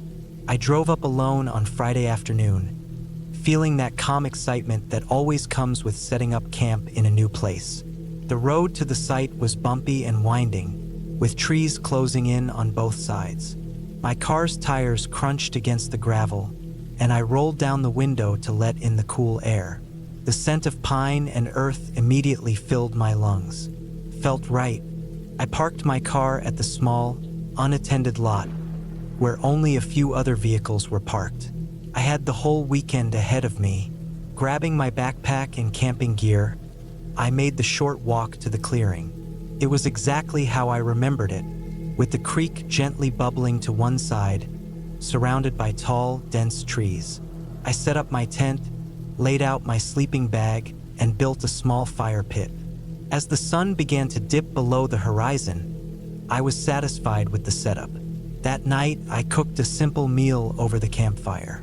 A tin of chili, some crackers, and a bottle of water. There's something about eating in the woods that makes food taste better, like it's more rewarding. As I sat there, the crackling of the fire was the only sound, aside from the occasional rustle of leaves. The air was growing cooler, and I wrapped myself in a jacket. I felt completely at peace, disconnected from everything, like I had all the time in the world. I stayed up late that night, staring into the fire. The flames danced and flickered, casting eerie shadows on the trees around me. It wasn't until I heard the first noise that I began to feel something shift. It was a small sound, barely noticeable at first, like a twig snapping in the distance. I brushed it off. Animals were common here, and I was in their territory. But then, there was another noise. This time, it was clearer, louder. Something moving through the underbrush. My heart rate increased, and I sat up straighter. I looked around the camp, but all I could see were shadows. The trees seemed darker now, and the creek's gentle sound was somehow more unsettling than soothing. I convinced myself it was just a deer or maybe a raccoon, but the feeling of being watched started to gnaw at the back of my mind. I pulled my jacket tighter and tried to shake off the unease, but the feeling didn't go away. Every rustle of leaves, every snap of a branch, made me jump. I knew that wildlife could be curious, but something about the noise felt wrong, like it was too deliberate. The fire crackled loudly, but the darkness beyond it was oppressive. I felt a cold draft sweep through the camp, though the air had been warm earlier.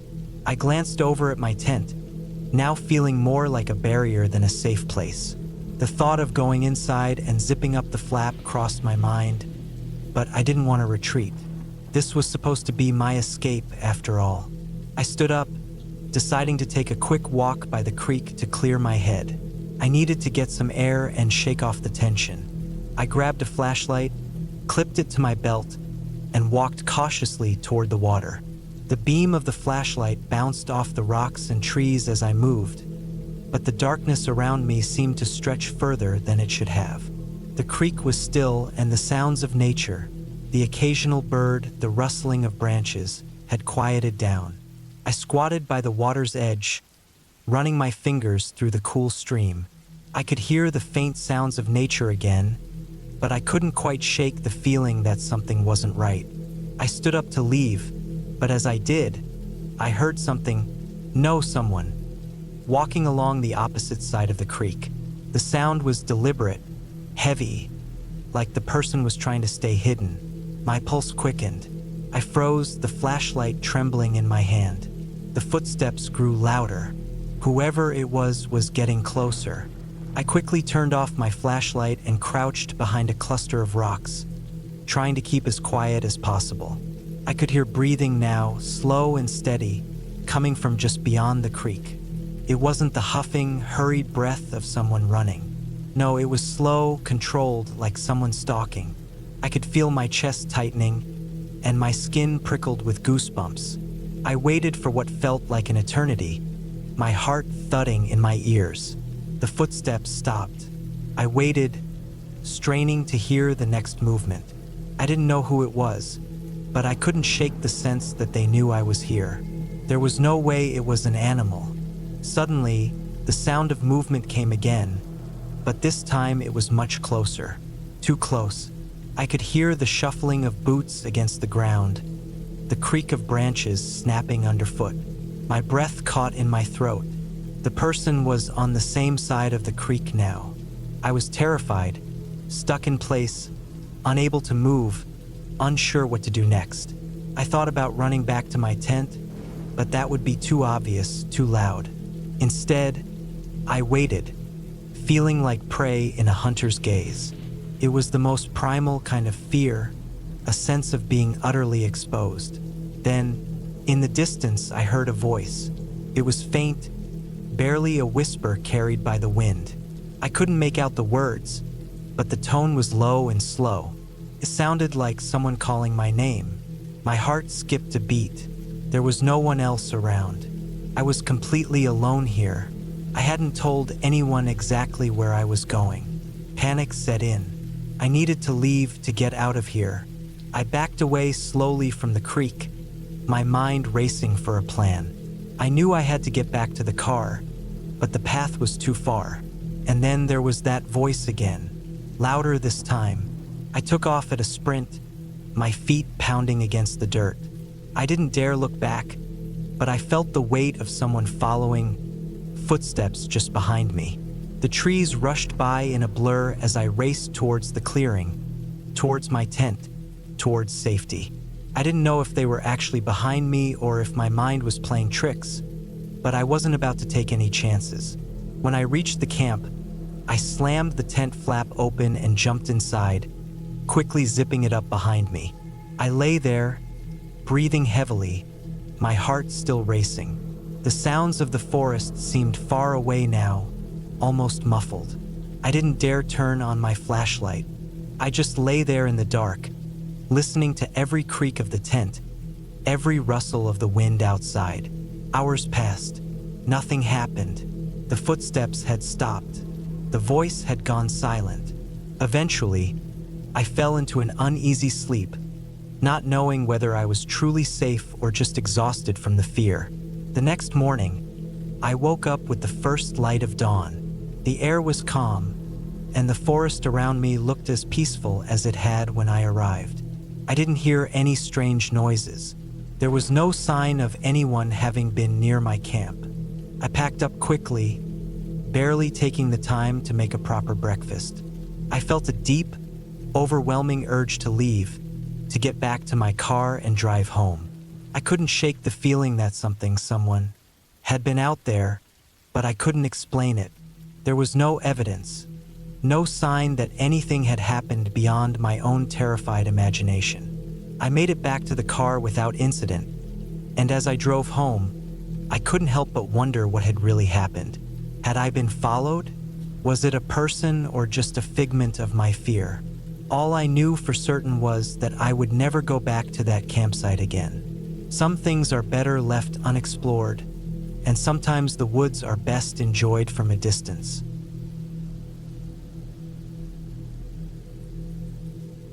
The first time I went camping alone, I was excited. I had always wanted to get away from the noise of the city, the constant hum of traffic, the people, and the pressure of work. There was something about the idea of being out in nature. No distractions, no demands, just me and the forest. I didn't need anyone else. The plan was simple. Go into the woods, set up camp, and enjoy the solitude. It should have been an easy, peaceful trip. I had been planning the camping trip for a few weeks. The weather was perfect, and I was looking forward to the clear skies and crisp air. I had packed all the essentials: a sturdy tent, sleeping bag, a cooler filled with food, a small stove, some camping tools, and a flashlight. I also made sure to bring a map of the area, even though it was a well-known trail. It wasn't far from my house, just a couple of hours by car, but it felt like a world away.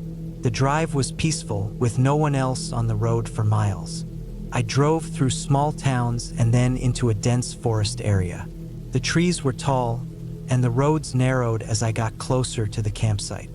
I could feel my excitement building as I pulled into the parking lot, the last stop before I would hike up to my designated camping spot. I was alone, but I didn't mind. There were other campers around. I could tell by the parked cars, but the place still felt isolated, and the sounds of the wind through the trees put me at ease. I took a deep breath and grabbed my backpack, heading down the trail with nothing but the sound of my footsteps and the occasional bird call. The trail was beautiful, lined with trees on either side, and the sun peeked through the branches above, casting soft, dappled light on the path. The hike was easy, just a couple of miles to the campsite. I made good time and reached the site by late afternoon. There were a few other campsites around, but no one was immediately close. I chose a spot near a small creek that ran through the woods. The sound of the water would help me sleep, I thought. It was peaceful. I set up my tent first, making sure it was securely staked down. The ground was soft and the air had a crisp bite to it, but the temperature was comfortable. Afterward, I got a fire going. The dry wood cracked as the flames grew, and I sat down to cook some food, listening to the crackling sounds and the occasional rustle of leaves in the wind. It was the perfect start to a camping trip. No distractions, no phone service, just me and nature. As the evening wore on, the forest began to change. The daylight faded quickly, and the shadows in the trees seemed to stretch longer than they should have. It wasn't unsettling at first, just the normal transition from day to night. But as the last bit of sunlight disappeared and the darkness settled in, something shifted. The air grew still. The usual forest sounds, the rustling leaves, the chirping insects, the distant calls of birds, seemed to stop. I chalked it up to the quiet of the night, but something gnawed at the back of my mind. It was a feeling I couldn't shake. Something felt off. I tried to ignore it, telling myself that it was just the unfamiliarity of the wilderness. I sat by the fire for a while, staring into the flames, the warmth making me drowsy. Eventually, I climbed into my tent, zipped it up, and lay down, pulling the sleeping bag over me. First, sleep was easy. The sound of the creek outside the tent was soothing, and the day's physical exertion had worn me out. But just as I was about to drift off, I heard something that froze me in place. A faint thud, like something heavy hitting the ground. It was distant, but it echoed through the stillness of the night. My heart skipped a beat, and I held my breath, listening. There it was again, a soft thud, followed by a brief silence. I sat up slowly, my eyes scanning the inside of the tent. Even though I couldn't see anything, the hairs on the back of my neck stood up. Another thud, louder this time, followed by a rustling sound. My first thought was that it could be an animal, maybe a deer or something else large enough to make noise. But it didn't sound like the normal movements of wildlife. This was deliberate. The thud was heavy, too heavy for a deer. I got out of my sleeping bag and crept toward the entrance of the tent, heart pounding in my chest. The wind had picked up again, but the rustling of the leaves around me only made it harder to pinpoint where the noise was coming from. I couldn't see anything through the small opening of the tent flap. The rustling grew louder, and then, as if on cue, everything went silent again. A terrible silence that felt suffocating. I wasn't sure if I was imagining it or if something really was out there. My mind raced, trying to figure out the cause, but nothing made sense. The thought of an animal out there gave me little comfort. I had heard bears could roam the area, but this felt different. This felt purposeful. I had a small flashlight, so I grabbed it and slowly unzipped the tent, my eyes adjusting to the darkness outside. The fire had burned low, but there was still enough light for me to see the outline of the trees and the rocks around me. The creek was still rushing gently, but the strange feeling lingered in the air. There was nothing out there, no sign of anything unusual, no movement in the trees. I told myself it was just my nerves, that I was imagining things. After all, it was a well-traveled area, and people camped here all the time. But the unease didn't go away. I couldn't shake the feeling that someone or something was out there, watching. I decided to stay up for a while longer, just in case. I stoked the fire and kept my eyes on the surrounding forest. The night seemed to stretch on forever. Every snap of a twig, every rustle in the leaves made my heart race. But nothing happened. No more sounds, no more movement. The forest seemed to return to its natural rhythm. Eventually, exhaustion won out, and I crawled back into the tent. I lay there, listening to the night once again. The feeling of unease still clung to me, but the night remained silent. Slowly, my breathing returned to normal, and I fell into a restless sleep. The next morning, I woke to the sound of birds chirping and the soft sunlight filtering through the trees. For a brief moment, I forgot about the previous night and felt a sense of peace. But as I unzipped the tent and stepped outside, my blood ran cold. There, near the edge of the clearing, was a small pile of rocks. They weren't there the night before. I was sure of it. They were arranged in a perfect, deliberate pattern, almost like a warning or a symbol. I walked over to the rocks, my heart hammering in my chest. The pattern was simple but unsettling. I couldn't make sense of it. I looked around the campsite, but there was no one else nearby. No sign of other campers, no footsteps in the dirt. The thought that someone had been watching me the night before, had been so close, made my stomach turn. Had I been imagining the sounds, or was someone actually out there? I couldn't tell, but the sight of the rocks only made me more certain that something was wrong. I quickly packed up my things. I didn't want to stay another night. The peaceful hike in had turned into a nerve-wracking ordeal. As I loaded my gear into the car, I glanced one last time at the campsite. The rocks were still there, almost mocking me, but I didn't want to linger. I drove out of the forest as quickly as I could, the unease still heavy in my chest. The whole experience, those strange noises, the rocks, the feeling of being watched, stayed with me long after I left the woods. Maybe it was an animal. Maybe it was just my mind playing tricks on me. But that stillness, that unnatural silence in the forest, felt like something more. I haven't been camping alone since then. And every time I hear someone talking about a camping trip, a small part of me wonders if I was just unlucky that night, or if I stumbled into something far stranger than I was ready for.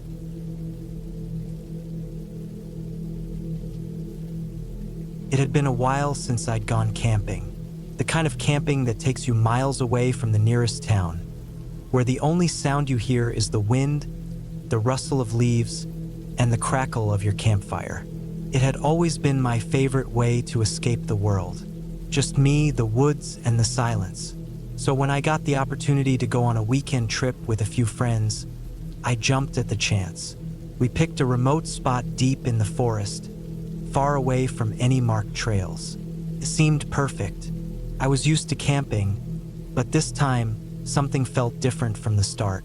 The moment I stepped out of the car, I felt that nagging feeling at the back of my mind.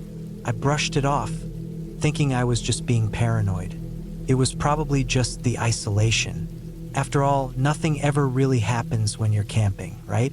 We set up camp quickly, working together like we always did. The sun was starting to dip, casting long shadows between the trees. The air was cooler than I expected, but it felt fresh. As night approached, the forest came alive. The chirping of crickets, the occasional rustle in the bushes, and the distant hoot of an owl created a natural rhythm. But that's when it started. I first noticed it while sitting by the fire. It wasn't loud or noticeable at first, but as the night wore on, it became harder to ignore. There was this sound, a soft rustling in the trees around us. It wasn't the typical noises you'd expect from nature. It didn't sound like the wind or the movement of animals. It was deliberate, almost like footsteps, but always just out of reach, never clear enough to identify. At first, I thought it was my imagination. After all, the forest is full of creatures that move around at night, right? So I brushed it off. But the sound kept coming back, and it wasn't just from one direction. It felt like something was circling us, moving just beyond the edge of the firelight, staying out of sight but never quite stopping. The others didn't seem to notice at first. They were too busy chatting and laughing, roasting marshmallows and telling stories. But I couldn't shake the feeling that we weren't alone, that something or someone was out there watching us.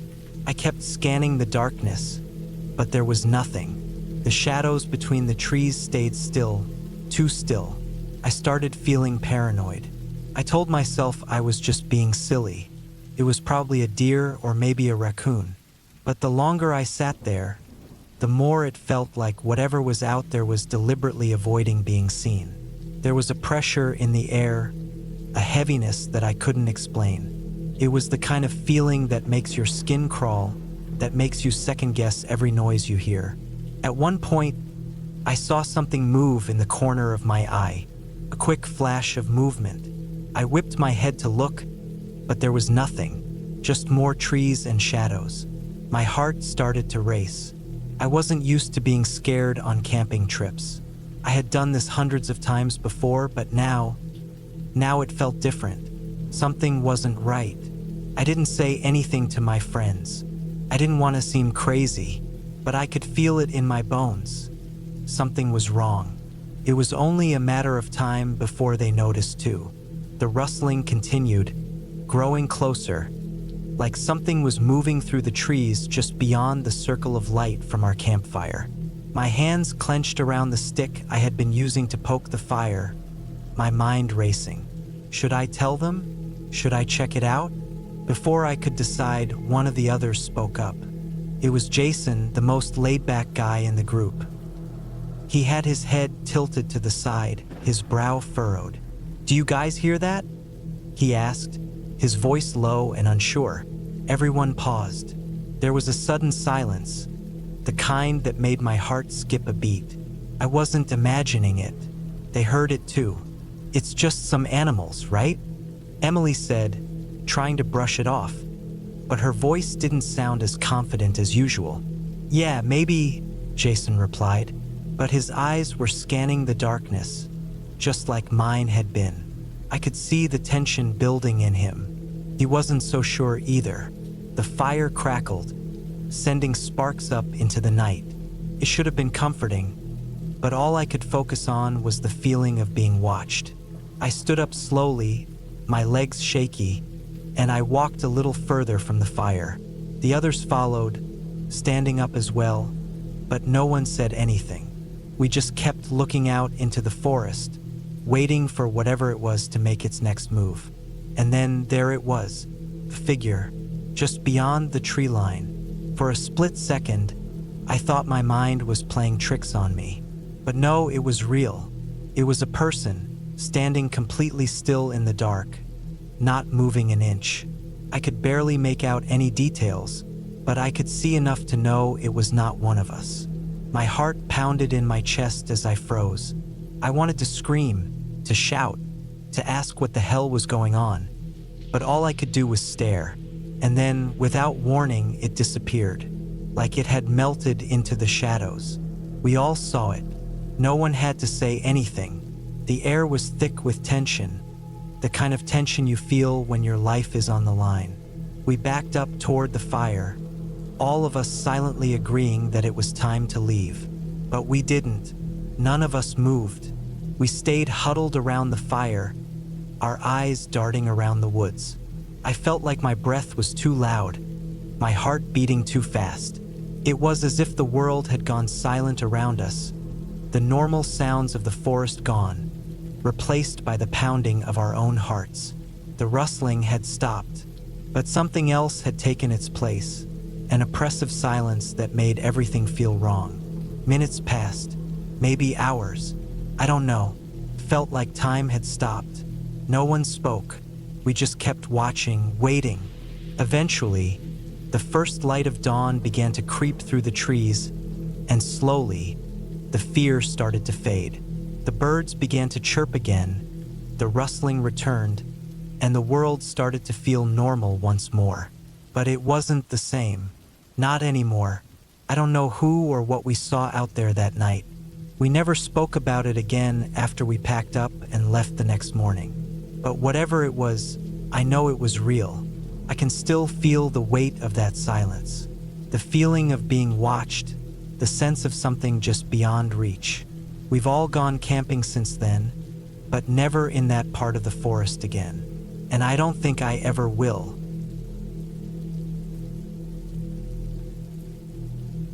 I had always been the outdoorsy type. I loved camping, hiking, and the quiet of nature. So when a friend suggested we take a weekend trip into the wilderness, I thought it would be the perfect getaway. It was supposed to be a simple, relaxing weekend, just me and a few friends, spending time by the fire, enjoying the outdoors. But things didn't go as planned. We arrived at the campsite late in the afternoon, the sun dipping low in the sky, casting long shadows across the trees. The air had a crisp edge to it, a reminder that fall was settling in. There were 4 of us in total: me, Alex, Sarah, and Jake. We unloaded our gear, setting up the tents in a small clearing near a stream. The sound of the water trickling over rocks was soothing, and for a moment, I felt at peace.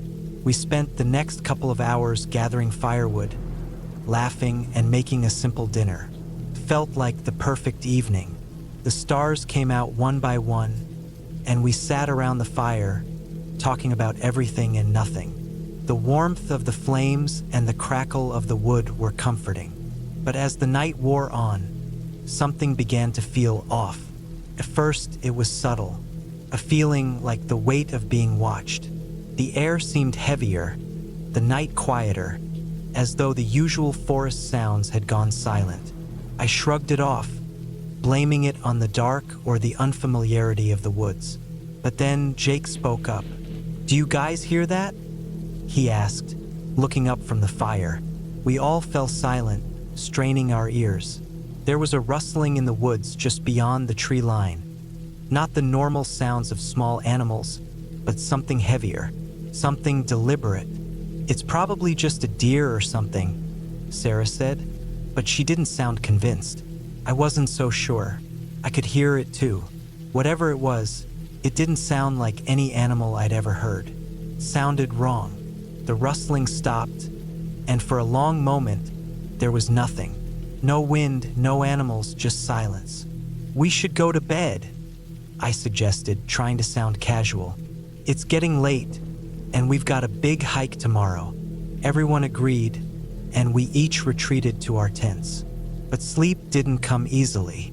The feeling of being watched never left. Every time I closed my eyes, I heard that rustling again, just outside the light of the fire. I kept telling myself it was just my imagination, but it felt too real. Around midnight, I heard something that made my blood run cold. There was a sound outside my tent. Slow, deliberate footsteps, Something was walking around the campsite. I lay there, frozen. I could hear the sound of boots crunching on dry leaves, moving slowly, methodically, like the person was trying to avoid being heard. My heart pounded in my chest. I wanted to call out, but I was too scared to make a sound. My mind raced, trying to make sense of it. Was it one of my friends playing a prank? But none of them would walk so slowly, so deliberately. The footsteps continued for what felt like an eternity, moving closer to my tent. I held my breath, praying whoever or whatever was out there would just go away. Then, just as suddenly as it had started, the footsteps stopped. The silence returned. I didn't sleep a wink that night. When the first light of dawn broke through the trees, I emerged from my tent, trying to shake off the feeling of dread that had settled over me. I walked to the campfire, where Jake, Sarah, and Alex were already awake. "You guys hear anything last night?" I asked, trying to sound casual, but I could see from their faces that they had all experienced something similar. "I thought I heard footsteps," Jake said, his voice tense, "but when I looked out, there was nothing." "I heard something too," Sarah added. "I thought it was just the wind or an animal, but I don't know. It felt weird." We spent the morning packing up our campsite, the feeling of unease never leaving. It wasn't like anything I had ever experienced on a camping trip before. I tried to convince myself it was all in my head. After all, it was just a few weird noises, right? But deep down, I knew something wasn't right. We decided to go for the hike we had planned, hoping the fresh air would clear our minds. But the further we went into the woods, the more the feeling of being watched grew. The rustling sounds were still there, now more frequent, as though we were being followed. By mid-afternoon, we came across something that made my blood run cold. There, in the middle of the trail, was a small pile of rocks. But it wasn't just a random pile. Someone had arranged them in a perfect circle, with sticks placed in the center like some sort of strange ritual. The hair on the back of my neck stood up. "Do you guys think someone else is out here?" Alex asked, his voice shaking. I shook my head. No. This isn't normal.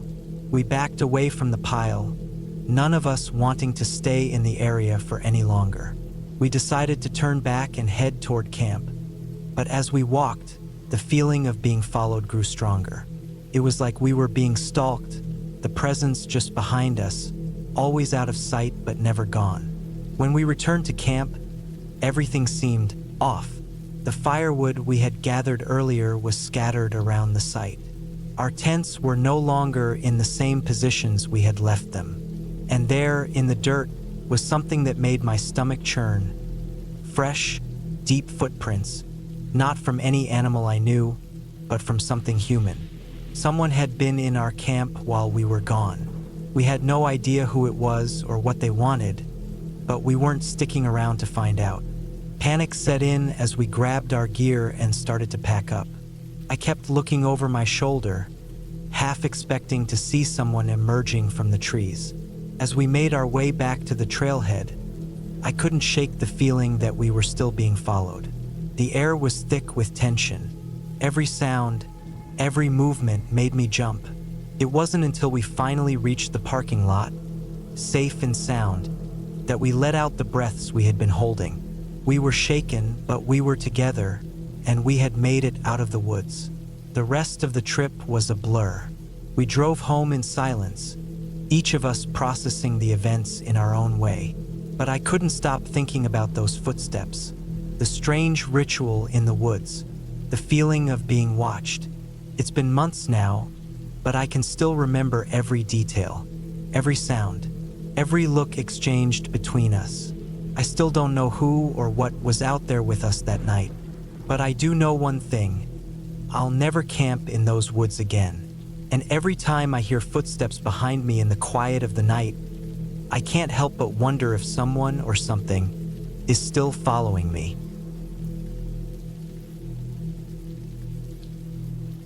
The sky was already beginning to fade from its bright afternoon blue to the cooler tones of evening, as I set up my camp near the edge of a quiet, little-known trail. The map I had bought said it was a peaceful spot, far enough from the usual crowded campgrounds that it would feel like I had the entire forest to myself. It sounded perfect. I had just finished a long stretch of solo hiking and was looking forward to a peaceful night surrounded by nothing but the sounds of nature. No phones, no noise, just me, the trees, and the fire. I'd already set up my tent and was now gathering wood for a fire. The air was crisp, but not cold enough to need a jacket yet. As I walked along the forest floor, scanning the ground for suitable branches, I couldn't help but admire the surrounding beauty. The trees were dense, tall pines with thick trunks that seemed to touch the sky. The ground was a blanket of soft moss, leaves, and pine needles. It felt like I was the only one there. It was the kind of isolation that felt peaceful at first, but as the evening wore on, I started to feel a subtle unease creeping into the back of my mind. I couldn't pinpoint it exactly. Maybe it was the way the light was fading too quickly, or how the wind began to pick up, rustling the leaves in a way that sounded like whispers. Or maybe it was because, as I looked around, I realized that I hadn't seen a single other person since the trail had branched off a few miles back. Not that it mattered, I was used to being alone. But something about the complete emptiness felt different this time. The wood I had gathered was enough to start a small fire, and as I crouched down to strike the flint against the steel, I heard something, just a rustling of leaves behind me. I paused, holding my breath for a moment, waiting for it to happen again, but there was nothing. I chalked it up to a breeze or an animal moving through the brush, and continued lighting the fire. As the flame flickered to life, I felt a small sense of relief. The warmth of the fire and the familiar crackling of the wood brought a sense of calm to the unsettling quiet.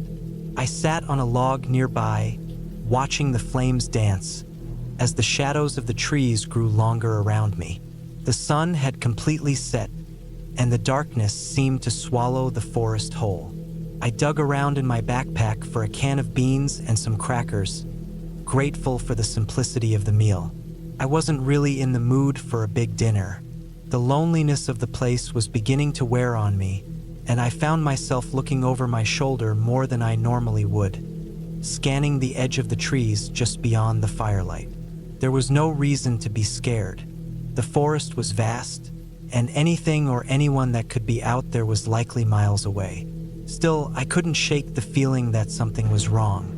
I decided it was time to turn in for the night. I doused the fire with dirt and water, making sure there were no embers left burning, before crawling into my tent. It was small, just big enough for my sleeping bag, but it was comfortable. The night outside was still and heavy. It felt like the forest was holding its breath, waiting for something. First, I was able to fall asleep quickly. The tiredness from the day's hike hit me hard, and I drifted off, my mind slowing down with the quiet of the night. But then, sometime in the middle of the night, I was jolted awake by a sound that made my blood run cold. A twig snapped. Loudly, I froze, staring into the darkness of the tent. My heart thudded in my chest. It was faint at first, almost imperceptible, but then I heard it again. A crack, like someone was walking slowly, deliberately, around my campsite. I held my breath, straining to hear over the pounding of my heartbeat. The sound was unmistakable. It was too close. I reached for the pocket knife I kept on my side, my fingers trembling as I gripped it. I wasn't a paranoid person. In all my years of solo camping, I'd encountered plenty of wildlife. Deer, raccoons, even a bear once, and it had never bothered me. But this was different. There was a presence outside my tent that felt intentional. Someone or something was watching me. The footsteps grew louder, and now I could hear the faint rustling of leaves, the occasional scratch of something dragging across the ground. I stayed perfectly still, willing myself not to make a sound. My breath was shallow, trying not to let the fear take over. Then, just as suddenly as it had started, the sounds stopped. The forest around me was silent again, as if nothing had happened. The stillness was unbearable. I didn't move for what felt like hours, afraid that even the smallest noise would give me away. Eventually, exhaustion won out and I fell into a restless sleep, but the next morning came with no answers. The sun was bright and warm, and as I crawled out of my tent, I tried to tell myself it had all been a bad dream, some trick of the mind, a product of the silence and isolation of the forest.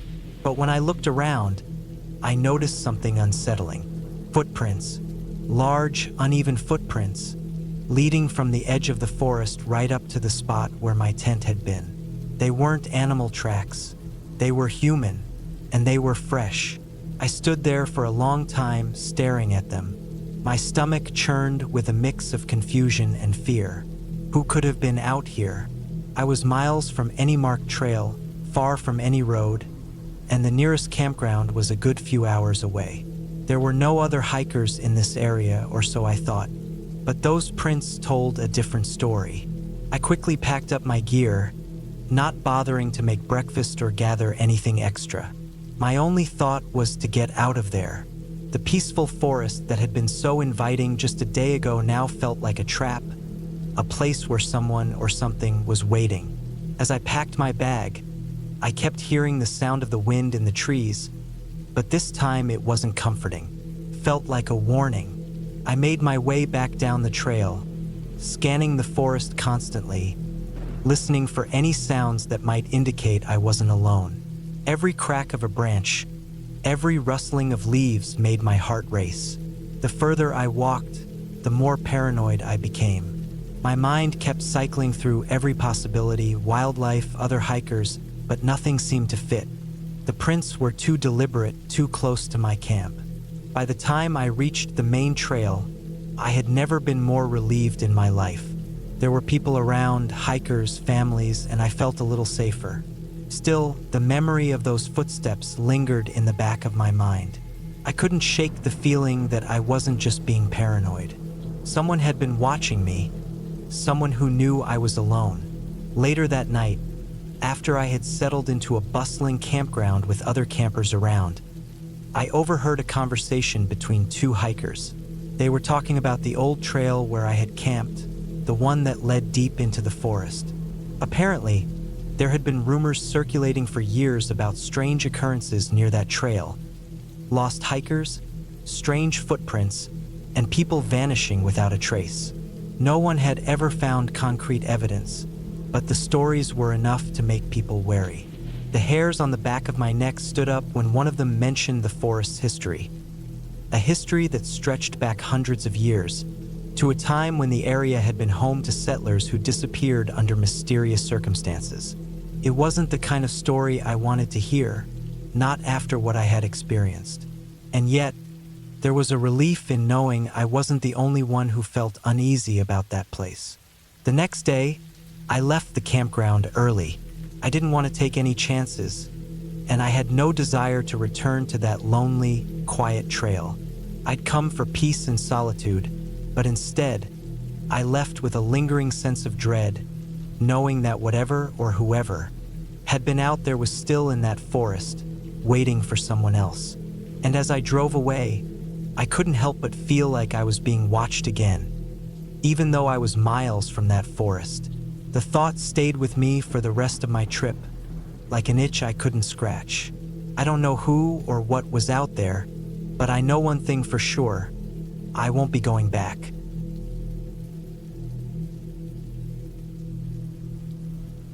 The sun was setting, and the last few rays of light were slanting through the trees, casting long shadows across the forest floor. I stood by the side of the dirt road, taking a deep breath of the crisp mountain air. I had always wanted to camp out in the wilderness, far from any distractions, far from the hum of city life. It seemed like the perfect time to escape. The weather was ideal, not too hot or cold, and the weekend stretched ahead of me with nothing to do but hike, fish, and sit by a campfire. I had arrived at the site earlier than expected. It was a small, remote area, tucked deep in the woods, accessible only by a narrow dirt trail. There wasn't anyone else in sight, which I found comforting. I wasn't a huge fan of crowded campsites.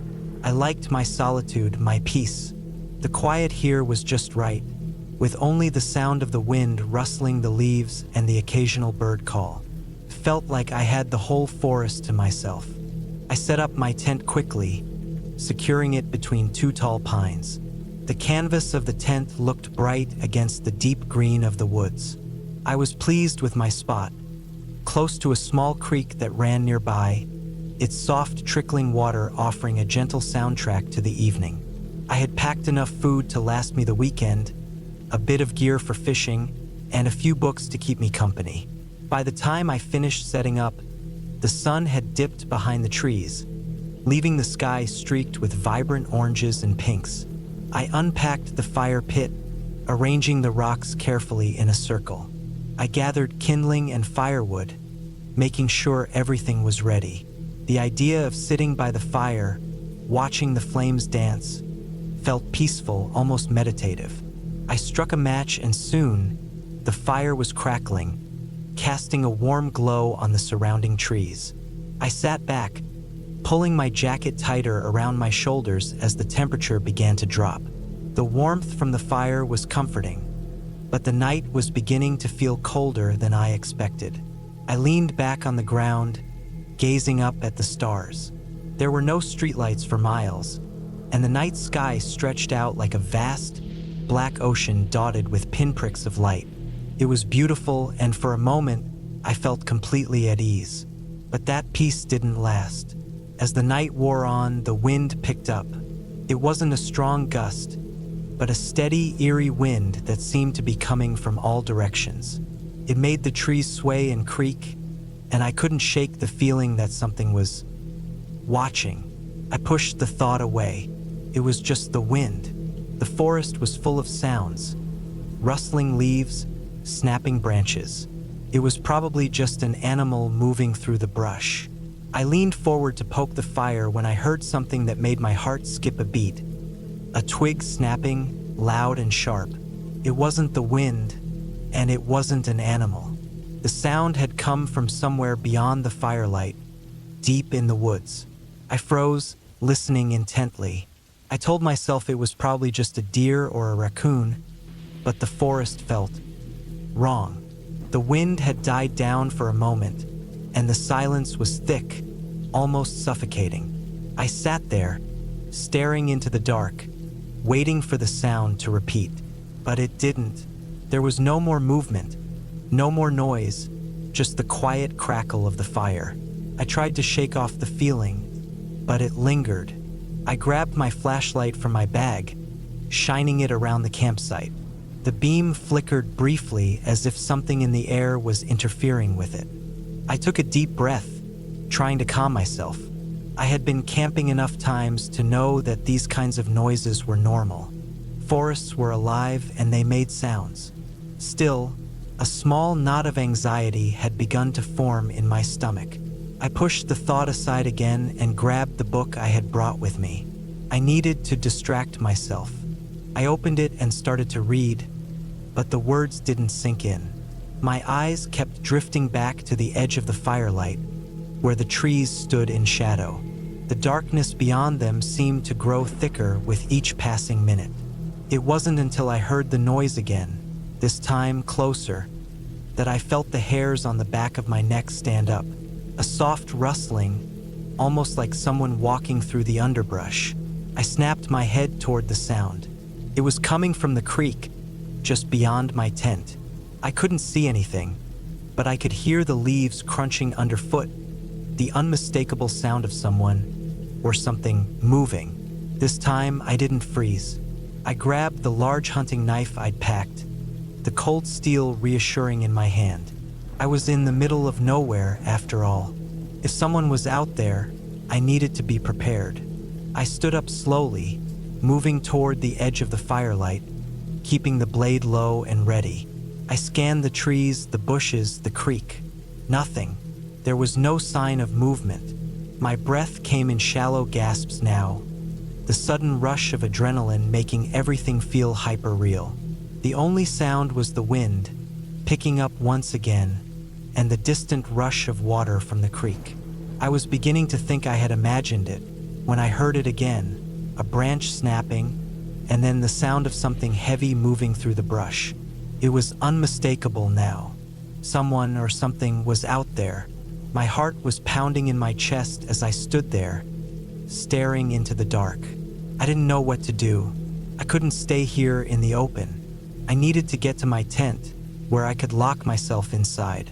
But I couldn't turn my back to whatever it was out there. I felt trapped, caught between the fire and the unknown. Then I heard a voice, low, soft, barely above a whisper. It was coming from behind me, from the trees. I spun around, my breath catching in my throat. There was no one there. The forest was still. No movement. No voices. Just the quiet rush of the creek. Couldn't breathe. Something was wrong. Something wasn't right. I backed up slowly toward the fire, my eyes darting between the trees. There was no sign of anyone, no sign of anything, but I knew what I had heard. I wasn't imagining it. The night dragged on like this, with strange noises breaking the silence and my mind racing with thoughts I couldn't control. Every time I thought it was over, the sounds would come back. Rustling, snapping, whispers. I couldn't see anything in the shadows, but the feeling of being watched never left me. Finally, when I couldn't stand it any longer, I grabbed my stuff and packed up as quickly as I could. I wasn't going to wait until morning. Something out there was not right. I left everything behind and started to hike back toward the trailhead, the cold, empty night pressing in around me. As I walked, I kept my flashlight on, casting a beam down the narrow path ahead. The trees loomed like silent sentinels, their branches swaying in the wind. I didn't stop walking until I reached the car. I didn't stop until I was safely inside, the doors locked behind me. I could still feel the chill of the night in my bones, but I was no longer alone in the woods. The sounds of the forest had faded away, but the fear remained. The next morning, when I returned to the site to pack up the rest of my things, I found nothing unusual. The camp was just as I had left it. No signs of anyone else being there. Nothing. But as I picked up my gear and walked back down the path, I glanced back once. And in the distance, at the edge of the trees, I thought I saw something watching me.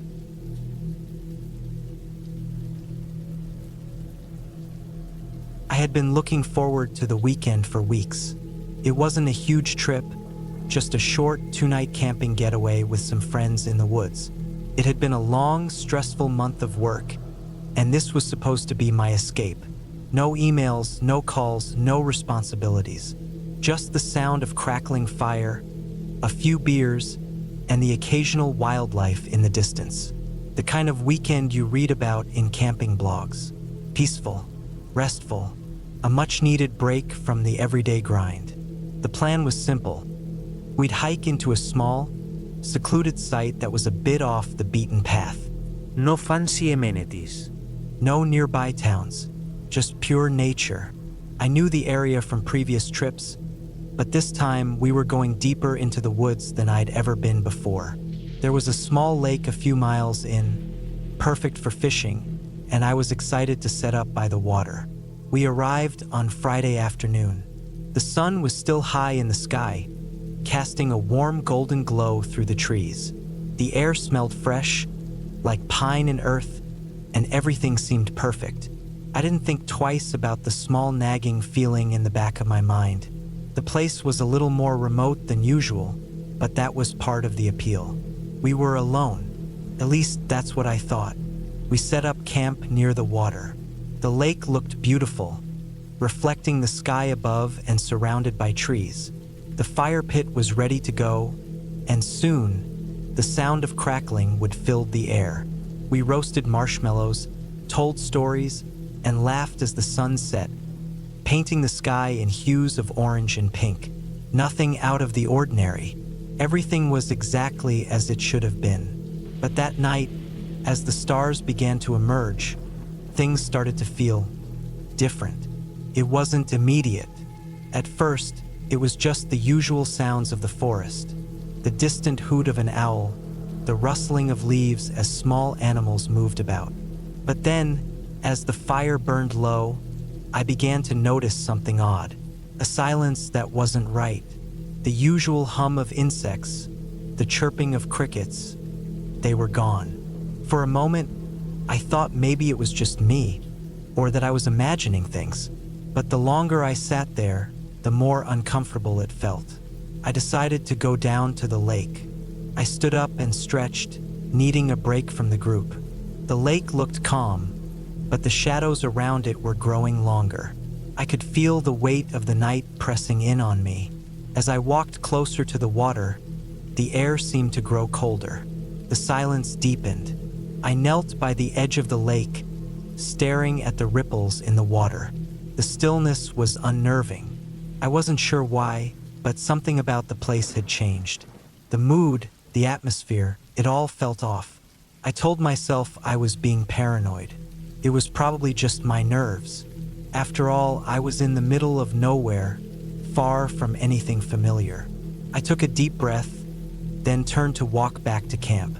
But before I could take more than a few steps, I heard something, a noise that made my heart skip a beat.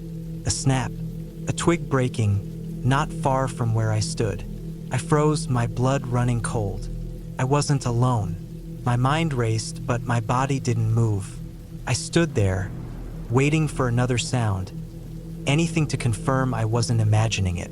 For a long moment, there was nothing, just the sound of the wind rustling the leaves. Then again, a snap. This time it was closer, came from the trees behind me. I turned quickly, trying to catch a glimpse of whatever it was, but all I saw were the shadows dancing in the moonlight. Nothing moved. No figure emerged from the trees. I was alone, or at least I thought I was.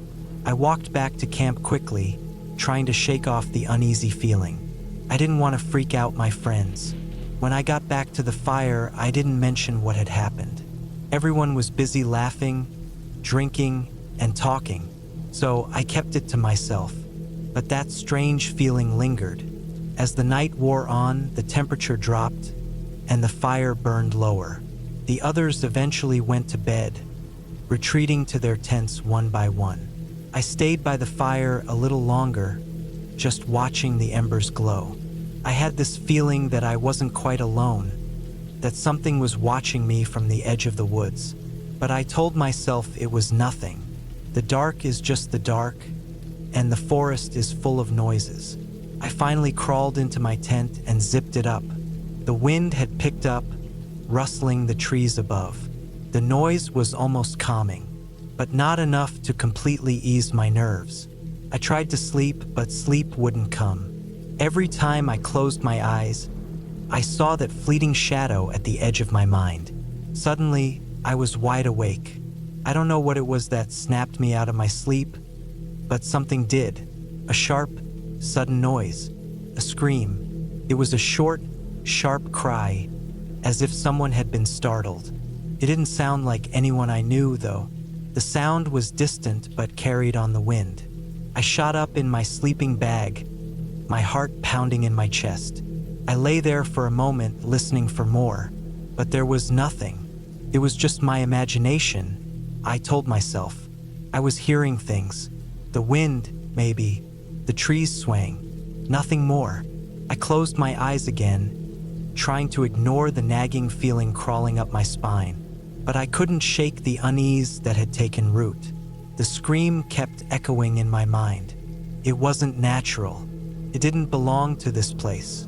By the time I finally drifted back to sleep, I had no idea how much time had passed. It felt like minutes, but when I woke up again, it was already dawn. The camp was quiet, almost too quiet. I crawled out of the tent, stretching my legs, trying to shake off the unsettling feeling that still clung to me. The others were still asleep, their tents still standing. I stood there for a moment, taking in the peaceful sight. but my eyes were drawn to the edge of the trees, where the shadows were thicker. There was something off about the forest this morning, darker, more oppressive. The birds weren't singing. No small animals scampered through the underbrush. It was like the forest was holding its breath. I took a deep breath, trying to steady myself. "It's just the woods," I muttered under my breath. "Just nature." But deep down, I knew something wasn't right.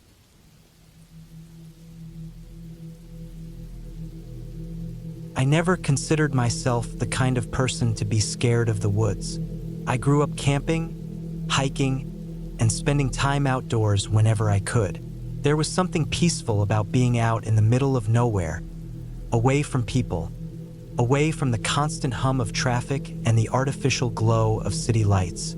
So when I had the opportunity to take a solo camping trip deep in the Appalachian Mountains, I didn't hesitate. I planned everything carefully. I packed enough supplies for a week, plenty of food, a sturdy tent, a good sleeping bag, and a satellite phone in case of emergencies.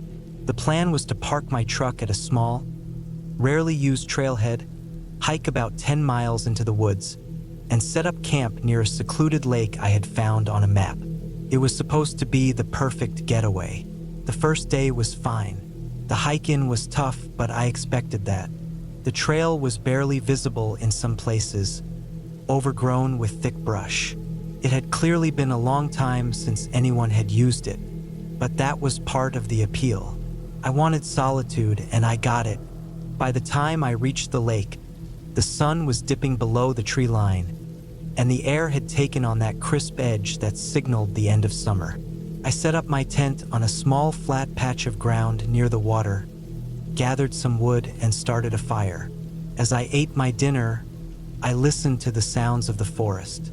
Crickets chirped, frogs croaked, and every now and then, I heard the distant call of an owl. It was peaceful, but then, sometime in the middle of the night, I woke up. At first, I wasn't sure why. The fire had burned down to embers, casting a faint orange glow on the trees around my campsite. The forest was silent, too silent. I sat up, listening, trying to figure out what had changed. The usual nighttime noises were gone. No crickets, no frogs. Just silence. And then I heard it, a rustling sound, not the wind moving through the trees. Something else, something moving through the underbrush. Slow, deliberate. My heart started pounding. I reached for my flashlight and flicked it on, sweeping the beam over the trees. Nothing, just shadows and tangled branches. But I knew something was out there. I could feel it. I told myself it was just an animal. A deer, maybe. A raccoon. Something harmless. But I kept my knife close that night, just in case. The next day, I shook it off. I had come out here to enjoy nature, and I wasn't going to let my imagination ruin it.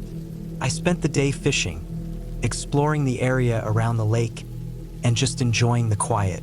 But that feeling never quite went away. The sense that I wasn't alone, that something was watching me. That night, I made sure my fire was bigger, hoping it would keep whatever was out there at bay. I ate my dinner, watched the flames dance, and tried to convince myself I was being paranoid. Then, just as I was about to turn in for the night, I saw it, a figure standing at the edge of the trees. My stomach dropped. The fire cast flickering shadows, making it hard to see clearly, but there was no mistaking it. Someone or something was standing there, just beyond the reach of the light. Not moving, just watching. I grabbed my flashlight and aimed it in that direction, but the second the beam hit the trees, the figure was gone. I stood there, gripping my knife, my heart hammering in my chest. I didn't sleep much that night. By morning, I had made up my mind. I was going to cut my trip short and hike back to my truck.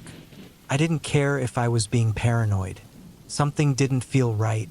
I packed up quickly, making sure I left no trace behind.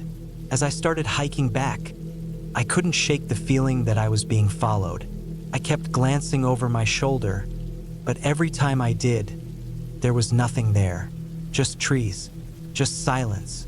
The hike back took longer than I expected. The trail seemed different, like the forest had shifted overnight.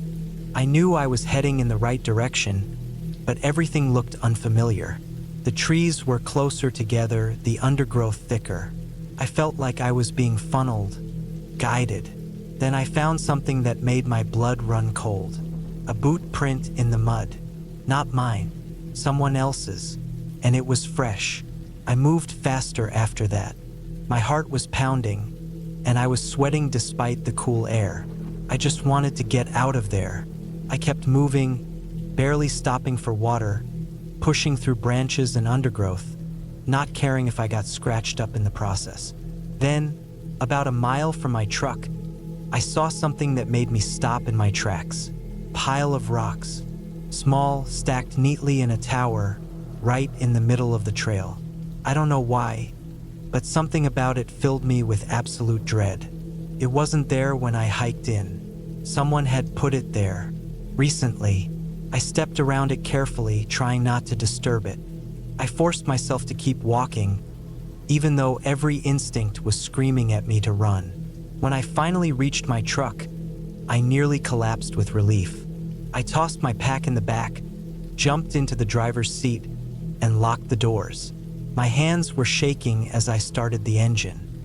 As I pulled onto the narrow dirt road leading away from the trailhead, I made the mistake of glancing in my rearview mirror. There, standing at the edge of the trees, was a figure. Watching me, I didn't stop. I didn't slow down. I drove until I was back on the main road, until I was miles away from that place. I don't know who or what I saw out there. I don't want to know. But I do know one thing. I'll never go camping alone again.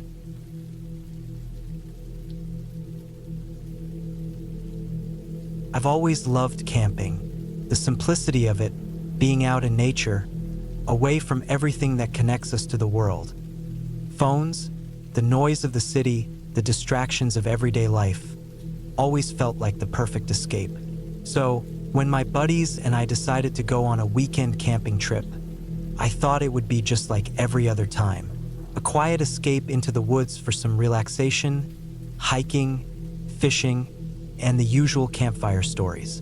Nothing too serious, nothing too out of the ordinary. We chose a remote spot near the edge of a national forest. The kind of place where you don't get a lot of foot traffic and there's a good chance you'll feel like you're the only ones for miles. We set up camp in a small clearing by a creek, the sound of running water giving a peaceful soundtrack to our setup. The weather was perfect, with just a hint of a chill in the evening air, but nothing that would keep us from enjoying the night. There were 4 of us, me, Jake, Matt, and Rick. Jake was always the practical one, making sure we had everything we needed for the trip, from tents and sleeping bags to a portable stove. Matt was the outdoorsman, the one who was always first to climb a mountain or catch a fish. Rick was the joker, always ready with a quip to lighten the mood, even when we were setting up camp in the middle of nowhere. And then there was me, the one who just liked to be there, enjoying the company and the quiet of the woods. We got the fire going early, and the smell of burning wood and the crackling of flames became our backdrop for the evening. We spent the hours talking, eating, and laughing, the usual things you do when you're with friends in the wilderness. But as the sun began to set, something started to feel off. It was hard to put my finger on it. The evening shadows seemed to stretch longer than they should have, and the sounds of the forest seemed just a little too quiet. It wasn't until after dinner, when we were all sitting around the fire, that I noticed the first strange thing. There was a rustling in the woods. Not the usual sounds of animals moving through the underbrush, but something deliberate, something large, something that wasn't trying to hide its presence. We all looked up at the same time, eyes scanning the tree line. Probably a deer or something, Jake said, trying to reassure us. But I wasn't so sure. The sound didn't have the light-footedness of a deer. It sounded heavier, like something bigger was moving through the woods. It wasn't like a bear, either too slow, too methodical. Just as we all fell silent, trying to listen over the fire's crackle. The rustling stopped. No more sounds. Nothing. We stayed like that for a long moment, waiting. But nothing came out of the woods, and eventually we all started talking again, though I could tell everyone was a little more on edge. I tried to brush it off, telling myself it was just my imagination running wild. But I couldn't shake the feeling that something wasn't right. As the night went on, we kept the fire going strong. The shadows in the forest grew deeper, and the chill in the air became more pronounced. We eventually retreated to our tents, each of us slipping into our sleeping bags for the night. Couldn't sleep. Every little noise outside made me tense, and I kept my flashlight close by, just in case. At some point during the night, I woke up to a sound outside the tent. It was faint at first, barely a whisper on the wind. But then it came again. A slow, deliberate crunching sound, like something was walking on dry leaves, just outside the tent. My heart began to race, and I held my breath, trying to make sense of what I was hearing. I wasn't sure if I was imagining it, but it sounded like it was circling our camp. I was about to poke my head out of the tent when I heard Rick's voice from the other side. "Matt, you awake?" I didn't answer, but I heard Matt whisper back, "Yeah, you hear that too?" "Yeah, I don't know what it is, but something's out there." I heard the rustling stop, and then silence. My mind was racing. I wanted to get up and check, but something held me back. The feeling of dread in my stomach was hard to ignore, and it seemed to be growing the longer I waited. After what felt like an eternity, the sounds outside the tent began again. But this time it was different. It wasn't just walking anymore. It was more deliberate, like something was testing the ground, stepping closer. I could almost feel the presence right outside the thin walls of the tent. My thoughts began to spiral. What if it wasn't a wild animal? What if it was someone, who had been watching us all night? I tried to stay calm, but fear started to crawl up my spine. I wanted to shout out to the guys, but I couldn't make myself move. My body was frozen in place. And then, just as suddenly as it had started, the sound stopped again. The quiet felt even more suffocating now. I don't know how long I laid there, staring at the ceiling of my tent, waiting for the sound to come back. I was starting to drift off, just barely at the edge of sleep, when I heard something different. It wasn't a noise from outside the tent. It was a voice, a whisper. "Hey, wake up." It was Rick, but he sounded wrong. His voice was low, strained, almost urgent. I lay there, frozen, wondering why he hadn't just called out normally, why he hadn't come to check on me like he would have in any other situation. And then it hit me. The voice didn't sound quite like Rick. It was too hollow, too distant. Before I could think any further, the tent flap suddenly ripped open, and I nearly jumped out of my skin. Matt and Jake were standing there, their faces pale, eyes wide with fear. "You guys hearing this?" Matt whispered, his voice trembling. Jake was breathing heavy, his hands visibly shaking. "We need to go. Now. What's going on?" I asked, still half in shock from being woken up like that. "I don't know," Jake replied, "but something's not right. Something's out there. We heard it too. It's not an animal. It's something else." None of us said anything more. We were too scared to question what we had heard. There was an unspoken agreement between us to pack up as quickly and quietly as possible. We didn't even bother with the usual routine of carefully putting out the fire. We simply grabbed our things and rushed toward the car. As we started to leave, I looked back at the camp. The forest seemed still now, eerily so. I couldn't shake the feeling that we were being watched, that something or someone was out there waiting. We didn't speak again until we were miles away, safe back in the nearest town. We found a 24-hour diner and sat down to collect our thoughts. "What the hell happened out there?" Rick finally asked. "I don't know," I replied, "but I've never felt anything like that in the woods before." None of us could explain it. We didn't see anything, didn't hear any voices, no clear signs of what had been watching us. But we all felt the same thing, a sense of being hunted. And I'll never forget the way the forest felt that night. The suffocating quiet, the constant feeling of being watched, the way the shadows seemed to move on their own. We never went camping there again. In fact, none of us ever went camping without sticking to much more populated areas. That was the last time I ventured into the woods at night. And to this day, I don't know what really happened that weekend. I don't know if we were just imagining things, if it was something natural or something else altogether. All I know is that there was something out there, something that knew we were there, and it wasn't going to let us leave without a reminder.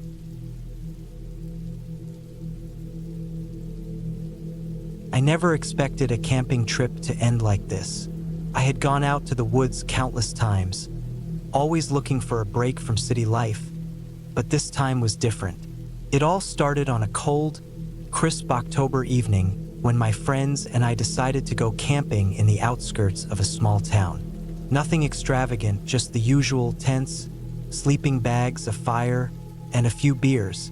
The area we chose was fairly isolated, surrounded by tall pines and thick brush. The weather was perfect at first, not too cold, just the right kind of chill to make the warmth of the fire feel that much better. We set up camp just before sunset, near a small clearing by the edge of a creek. The sound of the water flowing gently over the rocks was comforting, almost like a lullaby. We didn't bother with much else. We made dinner over the fire, a simple meal of hot dogs and marshmallows, and sat around talking, laughing, and enjoying the quiet of the forest. I had been to places like this before, and the night was supposed to go like all the others, peaceful, relaxed, and uneventful. As the fire flickered and the darkened sky settled in, the air turned colder, and a thick fog began to roll in from the creek. It was strange, the fog seemed to come out of nowhere. 1 minute, we could see the tree line, and the next, it was completely obscured by a dense white mist that swallowed the world around us. I didn't think much of it at first. I've seen fog like that before in the mountains. It was just an odd weather pattern. But then, something started to feel off. The sounds of the forest, the usual chirping of insects and rustling of leaves, seemed to disappear. The only thing left was the occasional crackle of the fire. I brushed it off as my mind playing tricks on me. After all, the only thing we had done differently that evening was drink a bit more than usual. Maybe the alcohol was messing with my head. But as the night wore on, the sense of unease deepened. Every now and then, I would hear something faint, like footsteps in the distance. But when I would glance around, no one was there. The fog had become so thick that it was almost impossible to see more than a few feet in front of me. My friends didn't seem as bothered as I was. They were too caught up in their own conversations, laughing and joking about nothing in particular. But I couldn't shake the feeling that something was wrong. I kept scanning the surrounding woods, half expecting to see someone, or something, moving just out of sight. Every now and then, I'd hear a twig snap or the rustle of leaves, but it was always just beyond the reach of the firelight. Around midnight, we all decided to turn in. I unzipped my tent, crawled inside, and tried to settle down. I figured I was just being paranoid. The fog was probably making me anxious, but sleep wouldn't come. My eyes darted around the inside of the tent, and my thoughts kept racing. I was almost starting to feel claustrophobic, like the air in the tent was closing in on me. That's when I heard it, a soft thud, followed by a scraping sound against the ground. It was faint at first, like a rock being moved or a branch dragging across the dirt. But it was rhythmic, almost like something was pacing just outside the tent. I held my breath, straining my ears to catch any other sounds. But the fog outside made it hard to tell where the sound was coming from. I waited, terrified to move. The noise stopped. For a while, there was only silence. I almost convinced myself it was nothing, just an animal moving through the brush. But then the noise came again, closer this time. I could hear it clear as day. A slow, deliberate scraping, followed by the unmistakable sound of footsteps. The footsteps were light, almost too light for an animal. It was as if something or someone was walking in a way that didn't belong. I froze, my heart pounding in my chest. I wasn't sure what to do. Should I call out to my friends? But then I realized how foolish that would be. If there was something out there, waking them up would only make things worse. I didn't want to make any noise, didn't want whatever it was to know I was here. Then, without warning, the scraping stopped. Complete silence. I couldn't hear a single sound. It was as though whatever it was had disappeared. I didn't sleep that night. I lay there in my sleeping bag, eyes wide open, waiting for dawn. The fog outside had thickened, and the world felt unnervingly quiet. Eventually, the first light of morning broke through the mist, casting a pale glow over the campsite. I waited until I could see the sun before crawling out of my tent. The campsite was empty. My friends hadn't moved. At first, I thought they were still asleep, but then I noticed something strange. There were footprints around the tents, but they didn't look like they belonged to any of us. They were too wide, too deep in the ground, as if something heavy had been walking around our camp during the night. I stood there, staring at the tracks, trying to make sense of them. The prints were odd, too wide to be animal tracks, but too vague to be human. The toes weren't distinct, and the shape of the foot seemed off. I didn't know what to make of it. When my friends finally woke up, I told them what had happened, but they laughed it off. They assumed I'd heard an animal or maybe even imagined the whole thing. But I knew something wasn't right. There was a heaviness in the air that day, something that hung over all of us, even though no one else seemed to notice. We packed up the camp and decided to head back early. The hike out of the woods felt strange, like we were being watched the whole time. The mist hadn't lifted completely, and the dense fog made everything look distant and unreal. Every few steps, I thought I saw something move just out of the corner of my eye. But whenever I turned, there was nothing there. We didn't speak much on the way back. The unease from the night before still lingered in the air, and none of us knew quite how to address it. But I couldn't shake the feeling that something had followed us out of the woods. I didn't believe in ghosts or supernatural creatures, but there was something in those woods, something that wasn't quite right. When we finally reached the trailhead and stepped out into the clearing, I felt a weight lift from my chest. The air felt different, cleaner, more normal. It was only then that I realized how tense I had been the entire time we were in there. I glanced over at my friends. They were talking and laughing again, acting like everything was fine. But I could tell they were uneasy too. None of us said it out loud, but I could feel it. We all knew that something had happened in that forest. In the weeks that followed, I couldn't stop thinking about that night. I kept running through the events in my head, trying to make sense of it. But the more I thought about it, the stranger everything seemed. The footprints, the sounds in the night, the fog that came out of nowhere. It didn't add up. Then, a few months later, I heard something that made my blood run cold. A local from the town where we had gone camping mentioned an old story. They spoke of a strange creature that was said to roam the woods in that area, something that had been there for years. It wasn't a ghost or anything out of a fairy tale, just an animal or maybe even a person, something that was never quite seen but was always felt. I never went back to that spot in the woods. The unease never truly left me, and the feeling that something had been watching me in the dark stayed with me long after the trip ended. I still don't know exactly what happened that night, and maybe I never will. But one thing I know for sure is that sometimes the forest holds secrets we're not meant to understand.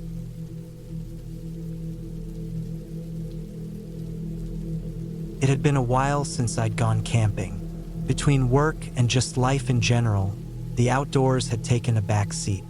But something about this weekend felt different, like I needed it. So, I packed up my gear, made sure to leave the city behind, and drove deep into the woods, hoping for some solitude. The campsite was secluded, a small clearing surrounded by dense trees. I set up my tent next to a slow-moving stream, the sound of the water comforting in the otherwise still air. The sun was starting to dip below the horizon, casting long shadows across the ground. I started a fire, the crackling flames providing warmth and light, and sat back on a log to watch as the first stars appeared in the sky. There was something calming about it, the quiet of nature. No cars, no people, just the rustling of leaves and the occasional call of a bird. As the night grew darker, I pulled out a book, but my eyes kept wandering to the edges of the clearing, where the woods seemed to stretch on forever, shrouded in darkness. At some point, I dozed off, the heat from the fire making my eyelids heavy. I was woken by the sound of something moving in the woods, branches snapping, leaves crunching underfoot. My heart skipped a beat, and I sat up, straining to hear. There was no wind, so the noises weren't from the trees swaying. I grabbed a flashlight from my bag and shone it toward the edge of the clearing, but the beam only illuminated the thick darkness, the trees standing like silent sentinels. I tried to shake it off. Maybe it was an animal, bears or deer, I reminded myself, but something about the movement didn't feel right. It was too deliberate, too close. I didn't want to think about it. I wasn't going to let fear ruin this trip. So, I threw another log on the fire and leaned back, trying to relax. The sounds from the woods faded after a while, and I convinced myself I was just being paranoid. I must have fallen back asleep eventually because when I opened my eyes again, the fire had burned low, and the night felt even darker than before. A cold chill had settled in, creeping through my jacket.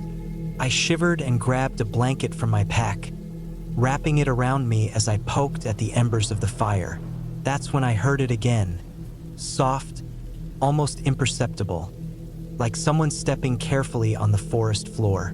It was closer this time, just beyond the circle of light cast by the fire.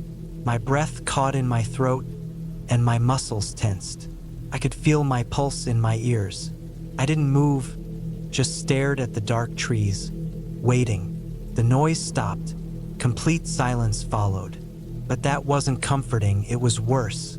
In the silence, I thought I could almost hear breathing, slow, steady, and too close for comfort. I shifted in my seat, my eyes never leaving the dark, trying to figure out where it was coming from.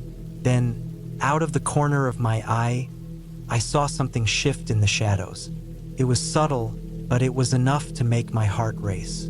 I wasn't alone. Panic set in. I couldn't tell what it was. Was it an animal? Or something else? I grabbed the closest thing to a weapon I had, a small knife I kept in my pack, and gripped it tightly in my hand. I was just about to stand up when the noise came again. This time, right behind me, I whirled around, my flashlight beam cutting through the darkness. For a split second, I thought I saw something dark and tall, standing still, just beyond the reach of the light. My breath hitched in my chest, but when I blinked and swept the light over the area, there was nothing. I was losing my mind. I had to be. This was the kind of thing that only happened in horror stories, right? Yet I couldn't shake the feeling that something wasn't right. The air felt thick, suffocating, like the forest was holding its breath. I stood up slowly, trying not to make any noise, and backed toward my tent. My mind raced, trying to figure out what I was dealing with. Maybe I should leave. But then again, the thought of wandering through those woods in the middle of the night felt even worse. I made my way to the tent, crawling inside and zipping it shut with shaking hands. I could still hear the sound of the forest, the occasional snap of a branch or rustle of leaves, but it wasn't the same anymore. It was more like a warning. My breath came fast, and my heart pounded in my chest as I lay on the cold ground, straining to hear any sign of movement outside. Hours passed, or maybe it was minutes, I wasn't sure. Time had started to lose its meaning. All I knew was that I couldn't sleep. not with that feeling creeping over me, like something was waiting just outside the fabric of my tent. Then, just as I thought I might lose my mind, I heard something else. A voice, not loud, not clear, but there, muffled and distant, carried on the wind. It didn't make sense. I was completely alone, and there was no one for miles. But the voice was there, faint but distinct, like a whisper. I froze. The only thing louder than my beating heart was the blood rushing in my ears. I held my breath, straining to listen, but as quickly as it came, the voice was gone. I didn't know what to do. Should I call for help? No signal. Should I stay in the tent? No, I couldn't stay here any longer. Not with that feeling that something was out there, something that didn't belong. I grabbed my things in a panic, shoving them into my backpack without any real order. My mind was a mess. Before I could even make a decision, the tent flap rustled, like something was pushing against it from the outside. The sound was so close, it felt like the fabric would tear under the pressure. I jumped back, my breath coming in ragged gasps. Then nothing. The woods fell silent again. Not a single sound. For what felt like forever, I waited, listening for any sign of life outside the tent. Nothing came. After what felt like an eternity, I decided I had to leave. I wasn't staying here for another second. I unzipped the tent slowly, trying to make as little noise as possible. The forest was still, the air thick with tension. There was no sign of movement, no noise except for the distant sound of the stream. I packed up everything as quickly as I could, my hands trembling, the flashlight in my other hand shaking wildly. It took me less time than it should have to get everything together, and before I knew it, I was heading back to my truck, the light from my flashlight bouncing off the path ahead. When I finally reached my truck, I didn't even stop to take a breath. I jumped in, slammed the door shut, and started the engine without a second thought. As I drove away from that campsite, I looked back at the woods through the rearview mirror. The trees stood still, silent, but I knew, deep down, that something had been out there, something I couldn't explain. I haven't been camping since, but every time I go out into nature, I can still hear those soft steps in the forest, feel that oppressive silence, and the faintest whisper that lingers in my mind.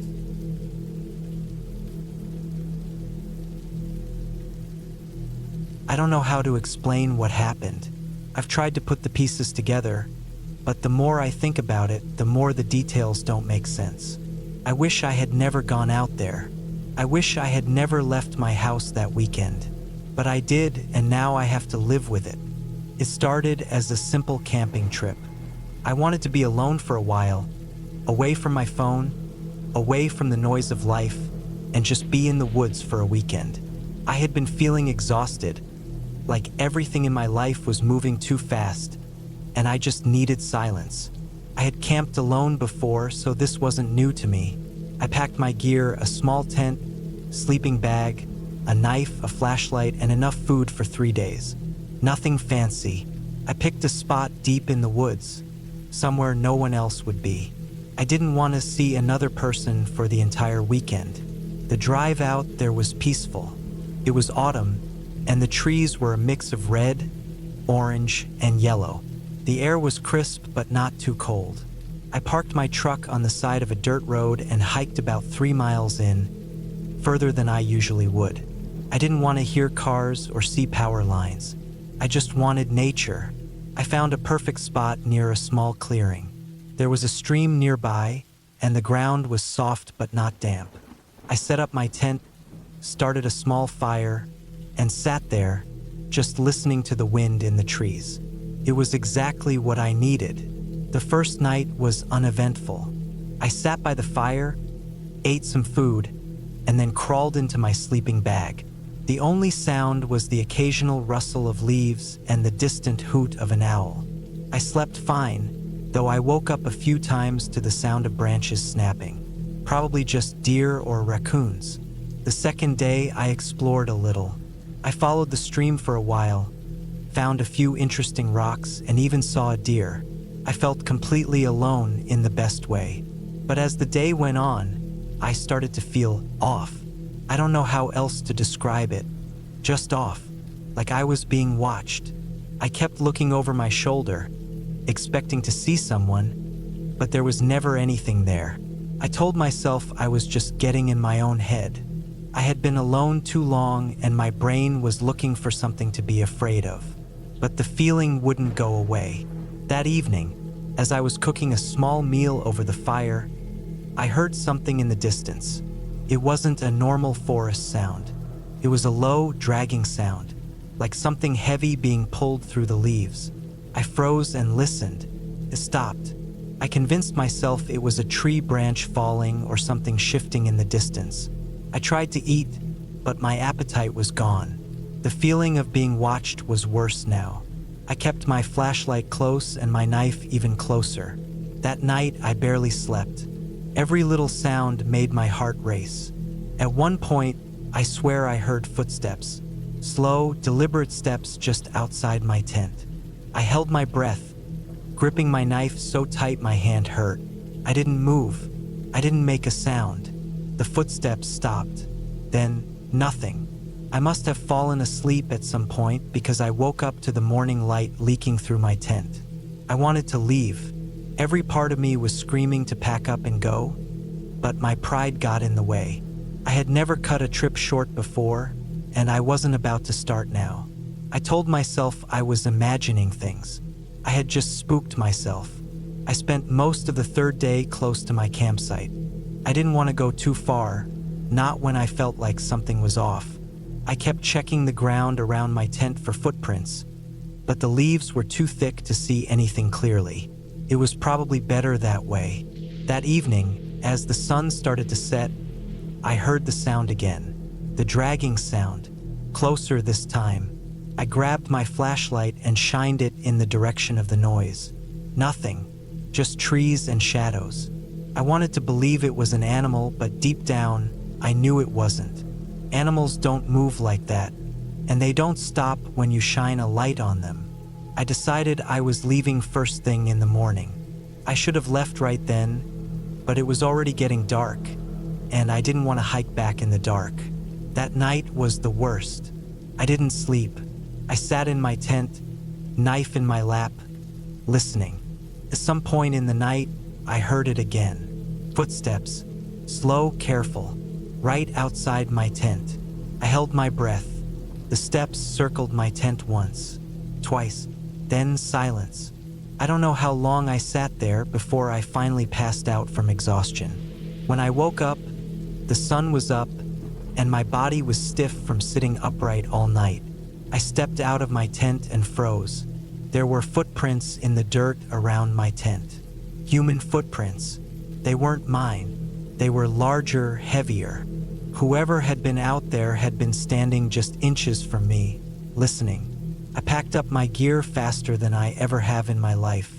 I didn't eat, didn't drink, just shoved everything into my bag and started walking. I didn't run. I didn't want to seem like prey, but I walked fast. My heart was pounding the entire way. When I finally saw my truck, I almost cried. I threw my gear into the back, jumped in, and locked the doors. Only when I was driving away did I finally breathe. I don't know who was out there. I don't know what they wanted. But I do know one thing: I will never go camping alone again.